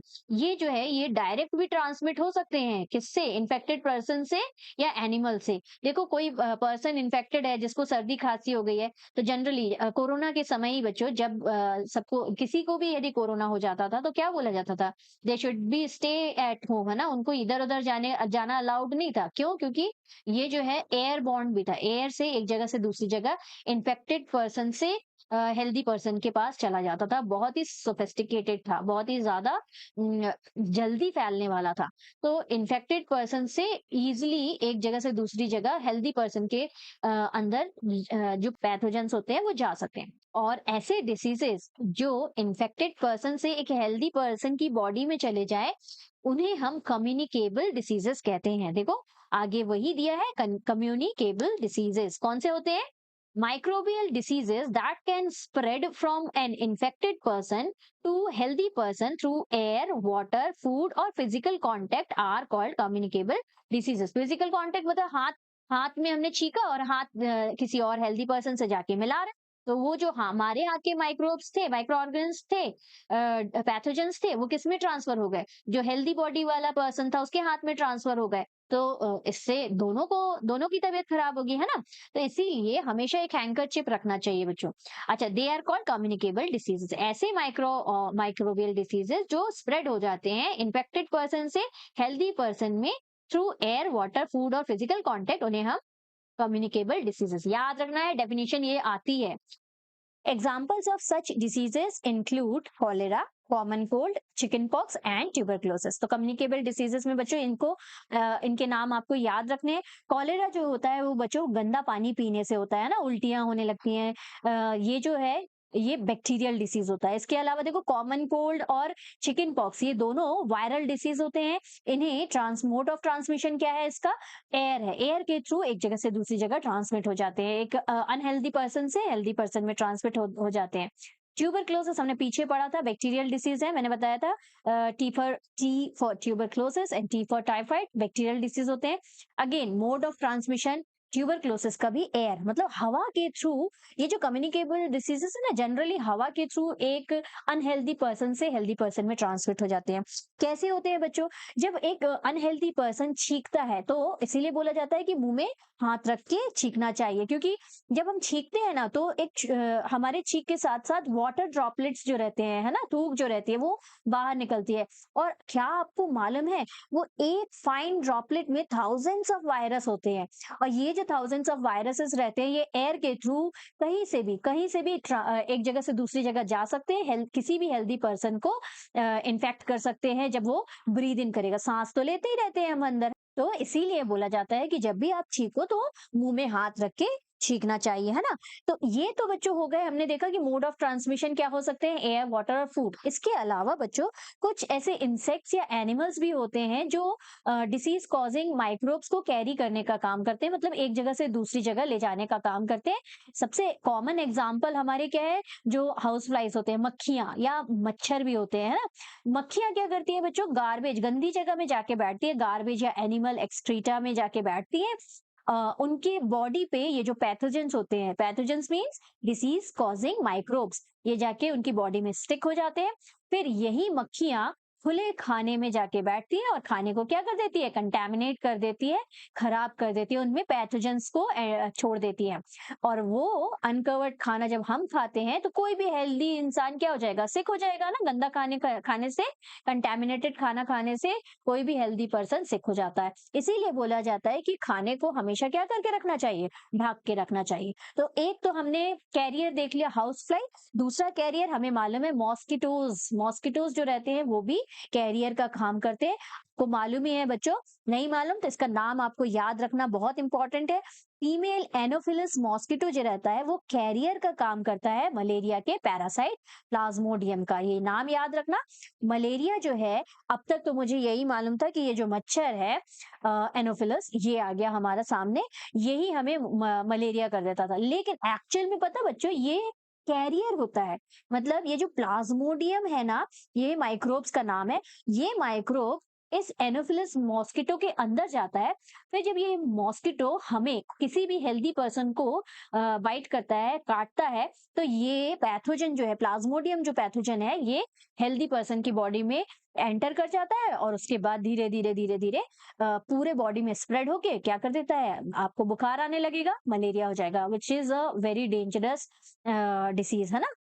तो याद रखना, एनोफिलस मॉस्किटो जो है वो बाइट करता है, लेकिन वो कैरियर होता है किसका, प्लाज्मोडियम। पैथोजन कौन सा है, प्लाज्मोडियम है।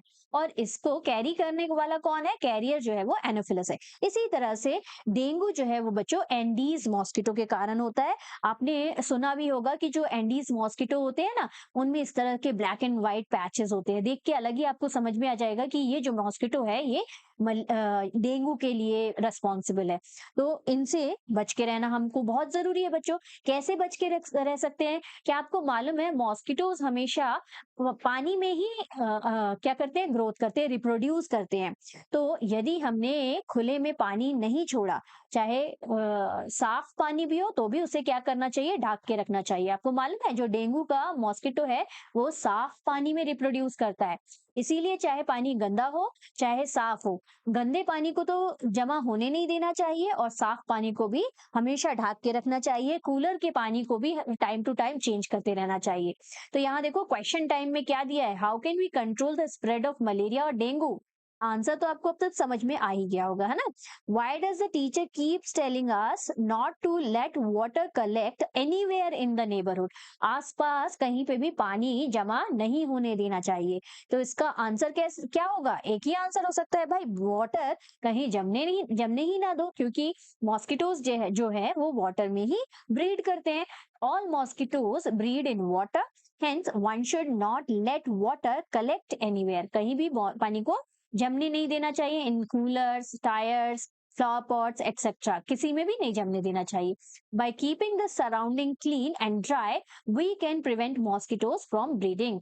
मॉस्किटोज को ब्रीड करने से हम रोक सकते हैं यदि हम आसपास की जगह को क्लीन रखें और कहीं पे भी पानी को जमने ना दें। ओके, तो आई होप आपको इस क्वेश्चन का आंसर समझ में आ गया होगा। तो बच्चों ये कुछ ह्यूमन डिसीजेस दिए हुए हैं, इनके कॉज, ये बहुत इंपॉर्टेंट चार्ट है बच्चों, ये आपको टेबल अच्छे से याद रखना है। कैसे याद रख सकते हो आप, मोड ऑफ ट्रांसमिशन को याद रखो। देखो मोड ऑफ ट्रांसमिशन के अकॉर्डिंग ही इस टेबल को बनाया गया है। ऊपर जितने भी आपको दिख रहे हैं चारों के चारों एयर के थ्रू ट्रांसमिट होने वाले डिसीजेस है, हवा से। तो ये तो हम गेस कर सकते हैं कि ज्यादातर जो हवा से ट्रांसमिट होने वाले डिसीजेस होते हैं वो वायरल डिसीज होते हैं। तो टी फॉर ट्यूबरक्लोसिस को बस आप छोड़ दो तो मीजल्स, चिकन पॉक्स और पोलियो ये सारे के सारे किससे ट्रांसमिट होने वाले डिसीजेस है। इनके मोड ऑफ ट्रांसमिशन क्या है, एयर है, और एयर है इसीलिए वायरल डिसीजेस हो सकते हैं। ठीक, तो ऊपर वाला ट्यूबरक्लोसिस यदि छोड़ दिया जाए which is a bacterial disease, उसके अलावा बाकी जो तीनों है वो वायरल डिसीज है। और वायरल डिसीज से बचने का एक ही तरीका है बच्चों, पेशेंट को आइसोलेशन में जाना पड़ता है, जहां पे अनहेल्दी पर्सन को एक अकेले कमरे में रखा जाता है, जिससे कि ये जो है एयर के थ्रू भी एक जगह से दूसरी जगह ट्रांसमिट ना हो। और वैक्सीनेशन तो जरूरी है, वायरल डिसीजेस के लिए वैक्सीनेशन बेस्ट होता है। ठीक, नेक्स्ट हमारा देखो बैक्टीरिया, अभी पीछे डिस्कस किया, कॉलेरा और टाइफाइड दोनों बच्चों, एक में बहुत ज्यादा उल्टियां होती है, एक में डिहाइड्रेशन हो जाता है। दोनों के दोनों वाटर बॉर्न डिसीज है, गंदा पानी पीने से होते हैं। तो इसका प्रिवेंशन क्या होगा, आप गंदा पानी नहीं पियो, हमेशा हाइजीन मेंटेन करो, मतलब साफ सुथरे रखना चाहिए अपने आसपास की चीजों को। जैसे हम बाहर से खेल के आए तो हाथ हमेशा धो, है ना, हाथ धो के ही पानी पीना चाहिए या खाने में हाथ देना चाहिए। गंदे हाथ में बहुत सारे पैथोजेंस रहते हैं। तो हेल्दी हैबिट्स यदि आप फॉलो करोगे, मम्मी पापा जो बोलते हैं उनको अच्छे से सुनो, ठीक, वो सुनोगे तो कभी भी आपको बीमारियां हो ही नहीं सकती। तो ये वाटर बॉर्न डिसीजेस होते हैं, कॉलेरा और टाइफाइड। इसके अलावा बच्चों एक और वाटर बॉर्न डिसीज, वाटर के थ्रू जो ट्रांसमिट होने वाला डिसीज है लेकिन वायरल है, वो हेपेटाइटिस बी। इसका भी जो प्रिवेंशन है बच्चों, एक तो बॉयल वाटर पियो, पानी को उबाल के, या हमारा वैक्सीनेशन, इसका भी वैक्सीनेशन होता है। वैक्सीनेशन हो जाने के बाद हम इस डिसीज से हमेशा के लिए छुटकारा पा सकते हैं। फिर हमने पीछे देखा ही मॉस्किटो जो है वो प्रोटोजोआ का कैरियर होता है, मलेरिया करता है, मतलब डिसीज जो होता है इसके कारण वो मलेरिया है। तो हमेशा क्या मॉस्किटो रिपेलेंट लगाओ, या नेट, मतलब जो मच्छरदानी हम लगाते हैं ना रात को, जो नेट लगाया जाता है उसको यूज करो। मॉस्किटोज को ब्रीड होने के लिए एनवायरनमेंट मत प्रोवाइड करो। तो ये वाले बैक्टीरिया बच्चों, ये स्लाइड बहुत ही इंपॉर्टेंट है, आपको ये याद रखना है, क्योंकि 1 मार्कर क्वेश्चन में यहाँ से कई सारे क्वेश्चंस आ सकते हैं कि ये वायरल वाला डिसीज है कि बैक्टीरियल डिसीज है ना। तो ये स्लाइड आपको अच्छे से याद रखनी है। तो ये तो ह्यूमन डिसीजेस हो गए बच्चों। कई सारे ऐसे डिसीजेस होते हैं जो ह्यूमन में होने के साथ साथ एनिमल्स में भी हो जाते हैं। एक एग्जाम्पल जो यहाँ हमें एनसीईआरटी में दिया हुआ है, एंथ्रेक्स, ये आपको अच्छे से याद रखना है। एक ही क्योंकि हमें डिसीज दिया हुआ है एनिमल्स को होने वाला एंथ्रेक्स, ये ना केवल ह्यूमन बींग्स के लिए डेंजरस है, ये कैटल्स के लिए भी डेंजरस है। कैटल्स कौन? जो हमारे घर में पालतू एनिमल्स होते हैं, जैसे काऊ हो गया, बफेलोज हो गया, है ना, हॉर्सेस हो गए। इनको होने वाला जो डिसीज है वो क्या है? एंथ्रेक्स है। एंथ्रेक्स जो है वो एक बैक्टीरियल डिसीज है बच्चों। इस डिसीज की डिस्कवरी रॉबर्ट कोच ने 1876 में की थी। ये जो बैक्टीरिया है, इस बैक्टीरिया का नाम बैसिलस एंथ्रेसिस है, और इसीलिए इस डिसीज का नाम भी एंथ्रेक्स डिसीज रखा गया। ये एनिमल में होने वाला एक डिसीज है। इसके अलावा एनिमल्स को कुछ वायरल इन्फेक्शन भी होते हैं। तो इसके अलावा प्लांट्स के डिसीज भी दिए हुए हैं बच्चों, उसको भी देख लेते हैं।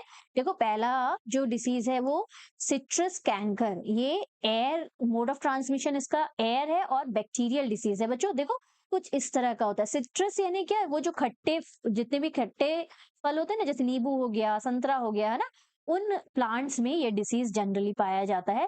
बैक्टीरियल डिसीज होता है बच्चों, एयर के कारण होता है।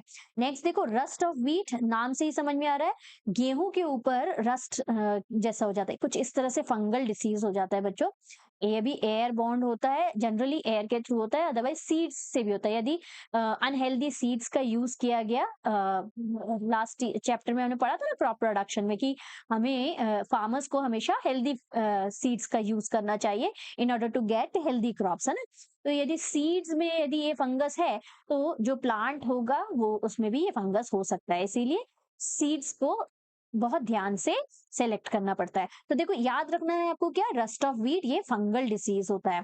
इसके अलावा थर्ड, जो भिंडी के पेड़ होते हैं ना, भिंडी को ही इंग्लिश में ओकरा कहा जाता है ना। तो जो भिंडी के पेड़ होते हैं ना, उनमें एक वायरल डिसीज हो जाता है, इंसेक्ट्स के कारण होता है। इस तरह से कुछ पत्तियां पीली पीली हो जाती हैं, उसकी डंडियां पीली पीली हो जाती है, और धीरे धीरे जो पेड़ है वो सूख जाता है। तो ये सारे डिसीजेस जो है बच्चों, ये हमारे प्लांट डिसीजेस है। इन तीनों का नाम तीन ही बस दिया है, याद रखना है आपको। एक बैक्टीरियल डिसीज दे दिया है, एक फंगल डिसीज दिया है, और एक वायरल डिसीज दिया है। ओके, अब नेक्स्ट देखो, नेक्स्ट टॉपिक है हमारा फूड पॉइजनिंग का। जनरली बच्चों, खाना तो हमें हेल्दी बनाता है, लेकिन यदि फूड को अच्छे से प्रिजर्व करके ना रखा गया, तो फूड में भी कई बार माइक्रोब्स जो होते हैं ना, उसमें टॉक्सिक सब्सटेंस को प्रोड्यूस करने लगते हैं। तो फूड जो है वो पॉइजनस हो जाता है, और उस फूड को यदि आपने खाया तो आप बीमार भी पड़ सकते हो, और कई बार तो ऐसा देखा गया है कि फूड पॉइजनिंग के कारण डेथ भी हो गए हैं ना। इसीलिए फूड को प्रिजर्व करके रखना बहुत जरूरी है। फूड को इस तरह से रखना चाहिए कि काफी समय तक वो अच्छे से रहे, खराब ना हो, है ना। तो उसके लिए कुछ मेथड्स हम अपनाते हैं बच्चों, जैसे अचार। देखो, अचार सालों साल अच्छा रहता है। कैसे अच्छा रहता है? कुछ प्रिजर्वेशन के मेथड्स हम यूज करते हैं, जिसके कारण ये जो फूड है हमारे, वो प्रिजर्व्ड रहते, खराब नहीं होते और स्पॉइल नहीं होते, तो हमारे लिए वो हेल्दी रहते हैं, है ना। तो प्रिजर्वेशन के कुछ मेथड्स हमें दिए हुए हैं। जनरली आपको मालूम है, रेफ्रिजरेटर में हम फूड रखते हैं। यदि रात को कुछ बचा हुआ खाना बच जाए तो हम किस में रखते हैं? रेफ्रिजरेटर में, है ना। ठंडी जगह में रखने से हमारा खाना जो है वो जल्दी खराब नहीं होता। या फिर मिल्क ले लो, मिल्क को जनरली हम क्या करते हैं? गर्म करके रखते हैं, तो वो खराब नहीं होता है ना। तो जो हीटिंग है या keeping food in low temperature, दोनों हम यूज करते हैं in order to preserve food. इसके अलावा कई दिनों तक यदि हमको फूड को प्रिजर्व करके रखना है, तो क्या यूज करते हैं? देखो, फर्स्ट मेथड हमारा केमिकल मेथड है। केमिकल मेथड में कुछ केमिकल्स का यूज किया जाता है in order to keep microbes away from the food item. जैसे पिकल, अचार बनाते वक्त हम सॉल्ट या एडिबल ऑयल का यूज करते हैं। बच्चों आपने देखा ही होगा जब अचार बनाया जाता है तो सरसों का तेल यूज किया जाता है और उसमें बहुत सारा नमक मिलाया जाता है जिससे कि वो जो पिकल है, इसके अलावा विनेगर का भी यूज किया जाता है। तो इन केमिकल्स का यूज करके अचार को सालों साल हम क्या रख सकते हैं, माइक्रोब्स के अटैक से दूर रख सकते हैं, उसे अच्छा रख सकते हैं। तो ये जो केमिकल्स हैं जिनका हम यूज करते हैं, कॉमन केमिकल्स जिनका हम यूज करते हैं in order to preserve food items, इनको हम प्रिजर्वेटिव्स कहते हैं बच्चों। तो यहाँ केमिकल मेथड में प्रिजर्वेटिव में आपको सॉल्ट और एडिबल ऑयल तो याद रखना है। इसके अलावा क्या आपको मालूम है जैम और स्क्वैश जो रहते हैं टेस्टी रहते हैं ना, जैम और स्क्वैश को कई दिनों तक अच्छा रखने के लिए, प्रिजर्व रखने के लिए सोडियम बेंजोएट एक सॉल्ट है और सोडियम मेटा बाइसल्फेट, ये दोनों सॉल्ट यूज किया जाता है। इन दोनों का नाम आपको बच्चों अच्छे से याद रखना है, ठीक। तो ये हो गया हमारा केमिकल मेथड। नेक्स्ट मेथड देखो, नेक्स्ट मेथड में कॉमन सॉल्ट। बच्चों वो जो पीछे हमने सॉल्ट देखा ना, वो कॉमन सॉल्ट नहीं है। कॉमन सॉल्ट कौन सा वाला है जो हम घर में यूज करते हैं, दैट इज कॉमन सॉल्ट, वो सोडियम क्लोराइड होता है। आगे बड़ी क्लासेस में आपको पढ़ना है। यहाँ जो हमने सॉल्ट देखा वो सोडियम बेंजोएट और सोडियम मेटाबाइसल्फेट था। These are not common salt. Common salt कौन सा है, ये अलग से सॉल्ट हम यूज करते हैं। कॉमन सॉल्ट हमारा NaCl होता है जो हम घर में यूज करते हैं ना, उसे हम कॉमन सॉल्ट कहते हैं। ओके, अब कॉमन सॉल्ट अगेन जो मीट या फिश होता है ना बच्चों, उसको आपने यदि प्रिजर्व करके 2-3 दिन के लिए रखना है तो उसमें नमक मिला के नमक से और हल्दी से मैश करके रख दिया जाता है। तो वो मीट और फिश जो है वो कुछ समय के लिए प्रिजर्व हो जाता है, खराब नहीं होता है। इसके अलावा देखो, meat and fish are covered with dry salt to check the growth of bacteria. इसमें मीट और फिश को ड्राई सॉल्ट से कवर करके यदि रखते हैं ना तो उसमें बैक्टीरियल ग्रोथ नहीं हो पाता है। Salting is also use to preserve amla, raw mango और टैमरिंड ऑल्सो। तो आपको मालूम है आंवला या कच्चे आम में यदि नमक को मिला के सुखा देते हैं ना धूप में, तो वो काफी समय तक के लिए हम यूज कर सकते हैं, वो खराब नहीं होता है। तो सेकंड मेथड में हमारा क्या हो गया, कॉमन सॉल्ट का यूज। थर्ड मेथड है हमारा शुगर का यूज। जैम एंड जेलीज जो बनाया जाता है बच्चों, वो क्यों इतने दिन तक खराब नहीं होती, क्योंकि उसमें प्रिजर्वेटिव जो यूज किया जाता है वो शुगर होता है। ये जो शुगर रहता है ना, ये मॉइस्चर को अपने में सोख लेता है, इसीलिए जो फूड रहता है वो काफी समय तक बैक्टीरियल ग्रोथ से बचा हुआ रहता है। ओके, तो पहला मेथड में हमने केमिकल मेथड देखा, सेकंड में हमने कॉमन सॉल्ट देखा प्रिजर्वेटिव के रूप में, और थर्ड हमारा शुगर वाला है। फोर्थ देखो, ऑयल एंड विनेगर। कई सारी ऐसी चीजें पीछे भी हमने डिस्कस किया, जब अचार बनाते हैं तो विनेगर डाला जाता है और ऑयल तो डाला ही जाता है ना। इसके अलावा देखो, vegetable, fruits, fish and meat are often preserve by this method. Vegetable, fruits, fish और मीट में भी क्या किया जाता है, ऑयल या विनेगर मिला के रखा जाता है जिससे कि वो कुछ समय तक के लिए प्रिजर्व हो सके, 2-3 दिन तक के लिए हम उसको इजिली रख सकते हैं, उनमें बैक्टीरियल अटैक नहीं होगा।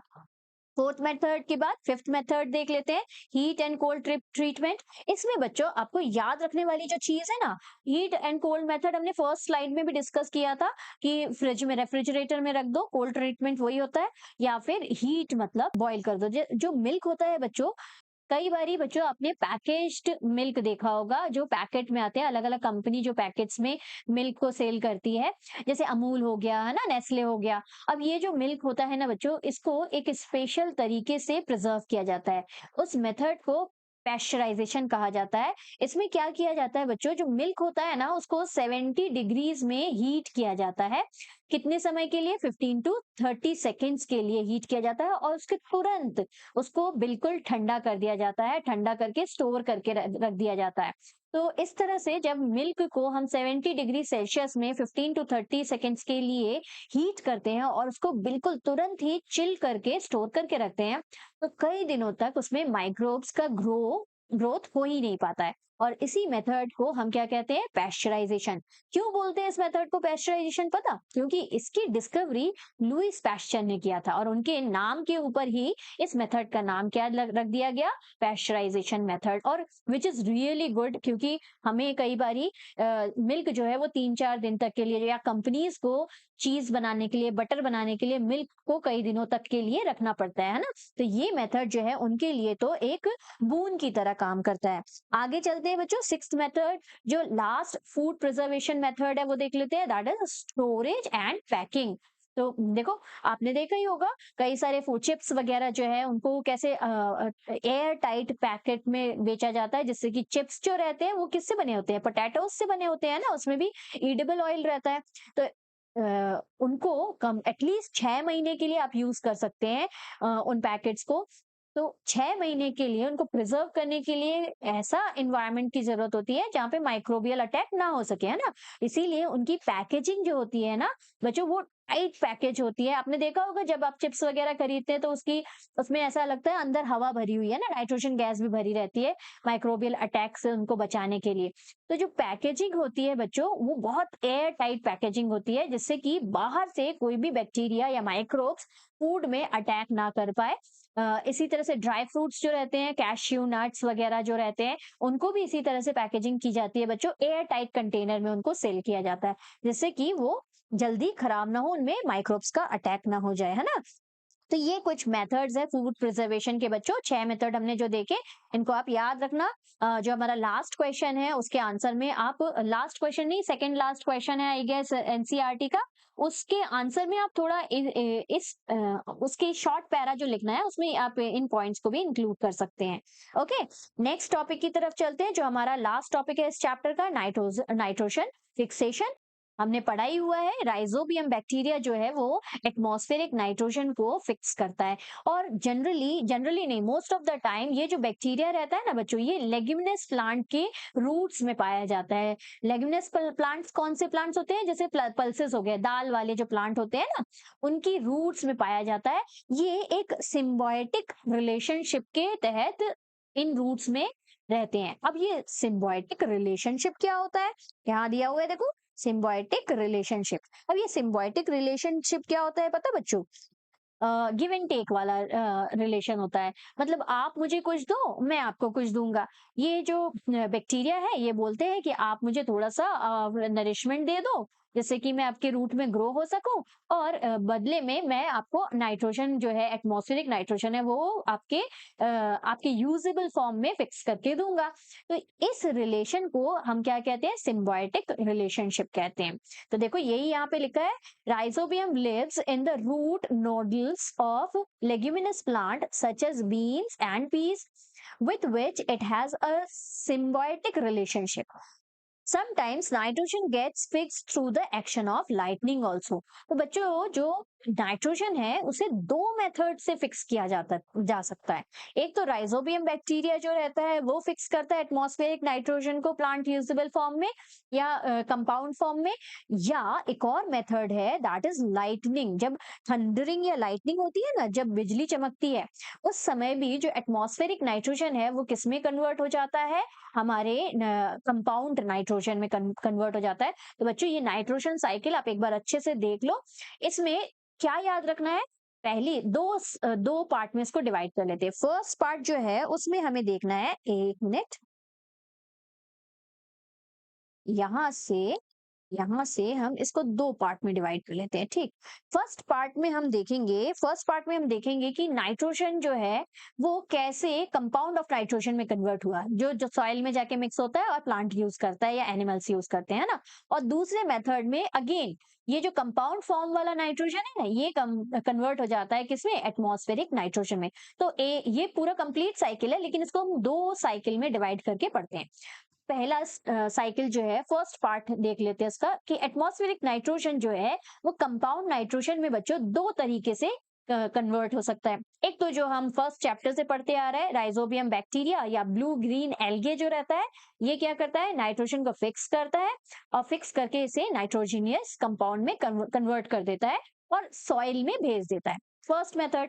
सेकेंड मेथड बच्चों, अभी हमने पीछे जो डिस्कस किया कि लाइटनिंग के कारण भी, देखो ये थंडरिंग के कारण भी जो एटमॉस्फेरिक नाइट्रोजन है वो किसमें कन्वर्ट हो जा रहा है, कंपाउंड ऑफ नाइट्रोजन में कन्वर्ट हो जा रहा है। आपको कंपाउंड ऑफ नाइट्रोजन याद नहीं रखना है बच्चों, आपके कोर्स में नहीं है ये, बस मैं आपके नॉलेज के लिए मैंने यहाँ पे अमोनिया वगैरह रखा है, अमोनिफिकेशन बोलते हैं इसको। अदरवाइज आपको याद क्या रखना है, बस ये याद रखना है कि एटमॉस्फेरिक नाइट्रोजन जो है वो दो तरीके से, there are two ways for atmospheric nitrogen to get converted into compound of nitrogen. First जो है वो नाइट्रोजन वो बैक्टीरिया या एल्गी के कारण, और सेकंड जो है वो लाइटनिंग के कारण, थंडरिंग के कारण। ओके, ये हो गया फर्स्ट पार्ट जिसमें एटमॉस्फेरिक नाइट्रोजन जो है वो कंपाउंड ऑफ नाइट्रोजन में कन्वर्ट हुआ। अब सेकंड पार्ट में हम देखेंगे कि कंपाउंड ऑफ नाइट्रोजन कैसे अगेन एटमॉस्फेरिक नाइट्रोजन में कन्वर्ट हो जाता है। उसके लिए भी दो स्टेप है बच्चों। एक तो ये जो एटमॉस्फेरिक नाइट्रोजन है इसको यूज किया प्लांट ने, यही प्लांट जो है वो एनिमल्स ने खाया। फिर एनिमल्स और प्लांट्स जो है वो जब वो उनकी लाइफ साइकिल जब खत्म हुई, डेड हुए जब, तब यही जो नाइट्रोजन है वो कहाँ पे कन्वर्ट हो गया अगेन, जो डिकम्पोजर्स है उन्होंने प्लांट बॉडी एनिमल बॉडी को डिकम्पोज किया और वापस कहाँ चला गया, ये सॉइल में चला गया। ठीक, एक तो ये साइकिल हो गया। और दूसरा जो है बच्चों, अगेन कंपाउंड नाइट्रोजन को बैक्टीरिया जो है वो कन्वर्ट कर सकते हैं एटमॉस्फेरिक नाइट्रोजन में। तो ये दोनों मेथड हमको याद रखना है। देखो बैक्टीरिया जो है दोनों तरफ से काम करते हैं, एटमॉस्फेरिक नाइट्रोजन को कंपाउंड ऑफ नाइट्रोजन में भी कन्वर्ट करते हैं, कंपाउंड ऑफ नाइट्रोजन को एटमॉस्फेरिक नाइट्रोजन में भी कन्वर्ट करते हैं। तो एक तो ये याद रख सकते हैं, और दूसरा लाइटनिंग के through atmospheric nitrogen compound of nitrogen में चेंज हुआ, फिर प्लांट ने खाया, प्लांट को सॉरी खाएगा तो नहीं, सॉरी प्लांट ने उसको यूज किया, और प्लांट को किसने खाया, एनिमल्स ने खाया। और बाद में जब प्लांट्स और एनिमल्स की डेथ डेथ हो गई तो उनको जो बैक्टीरिया रहते हैं उनको डिकम्पोज करके अगेन सॉइल में बदल देते हैं। ओके, तो ये दोनों हमको याद रखना है नाइट्रोजन साइकिल में। इसी के साथ बच्चों ये पूरा चैप्टर हमारा यहीं कंप्लीट होता है। आई होप आपको सारे टॉपिक्स बहुत अच्छे से क्लियर हो गए होंगे, सारे कॉन्सेप्ट्स अच्छे से क्लियर हो गए होंगे, और आप आंसर्स खुद से लिखने के लिए तैयार होंगे। यदि हाँ तो एक बार कमेंट सेक्शन में कमेंट जरूर करना, we are ready to get full marks in this from this chapter. Okay, चलो मिलते हैं नेक्स्ट वीडियो में, करेंगे नया एक chapter. Till then take care, bye bye.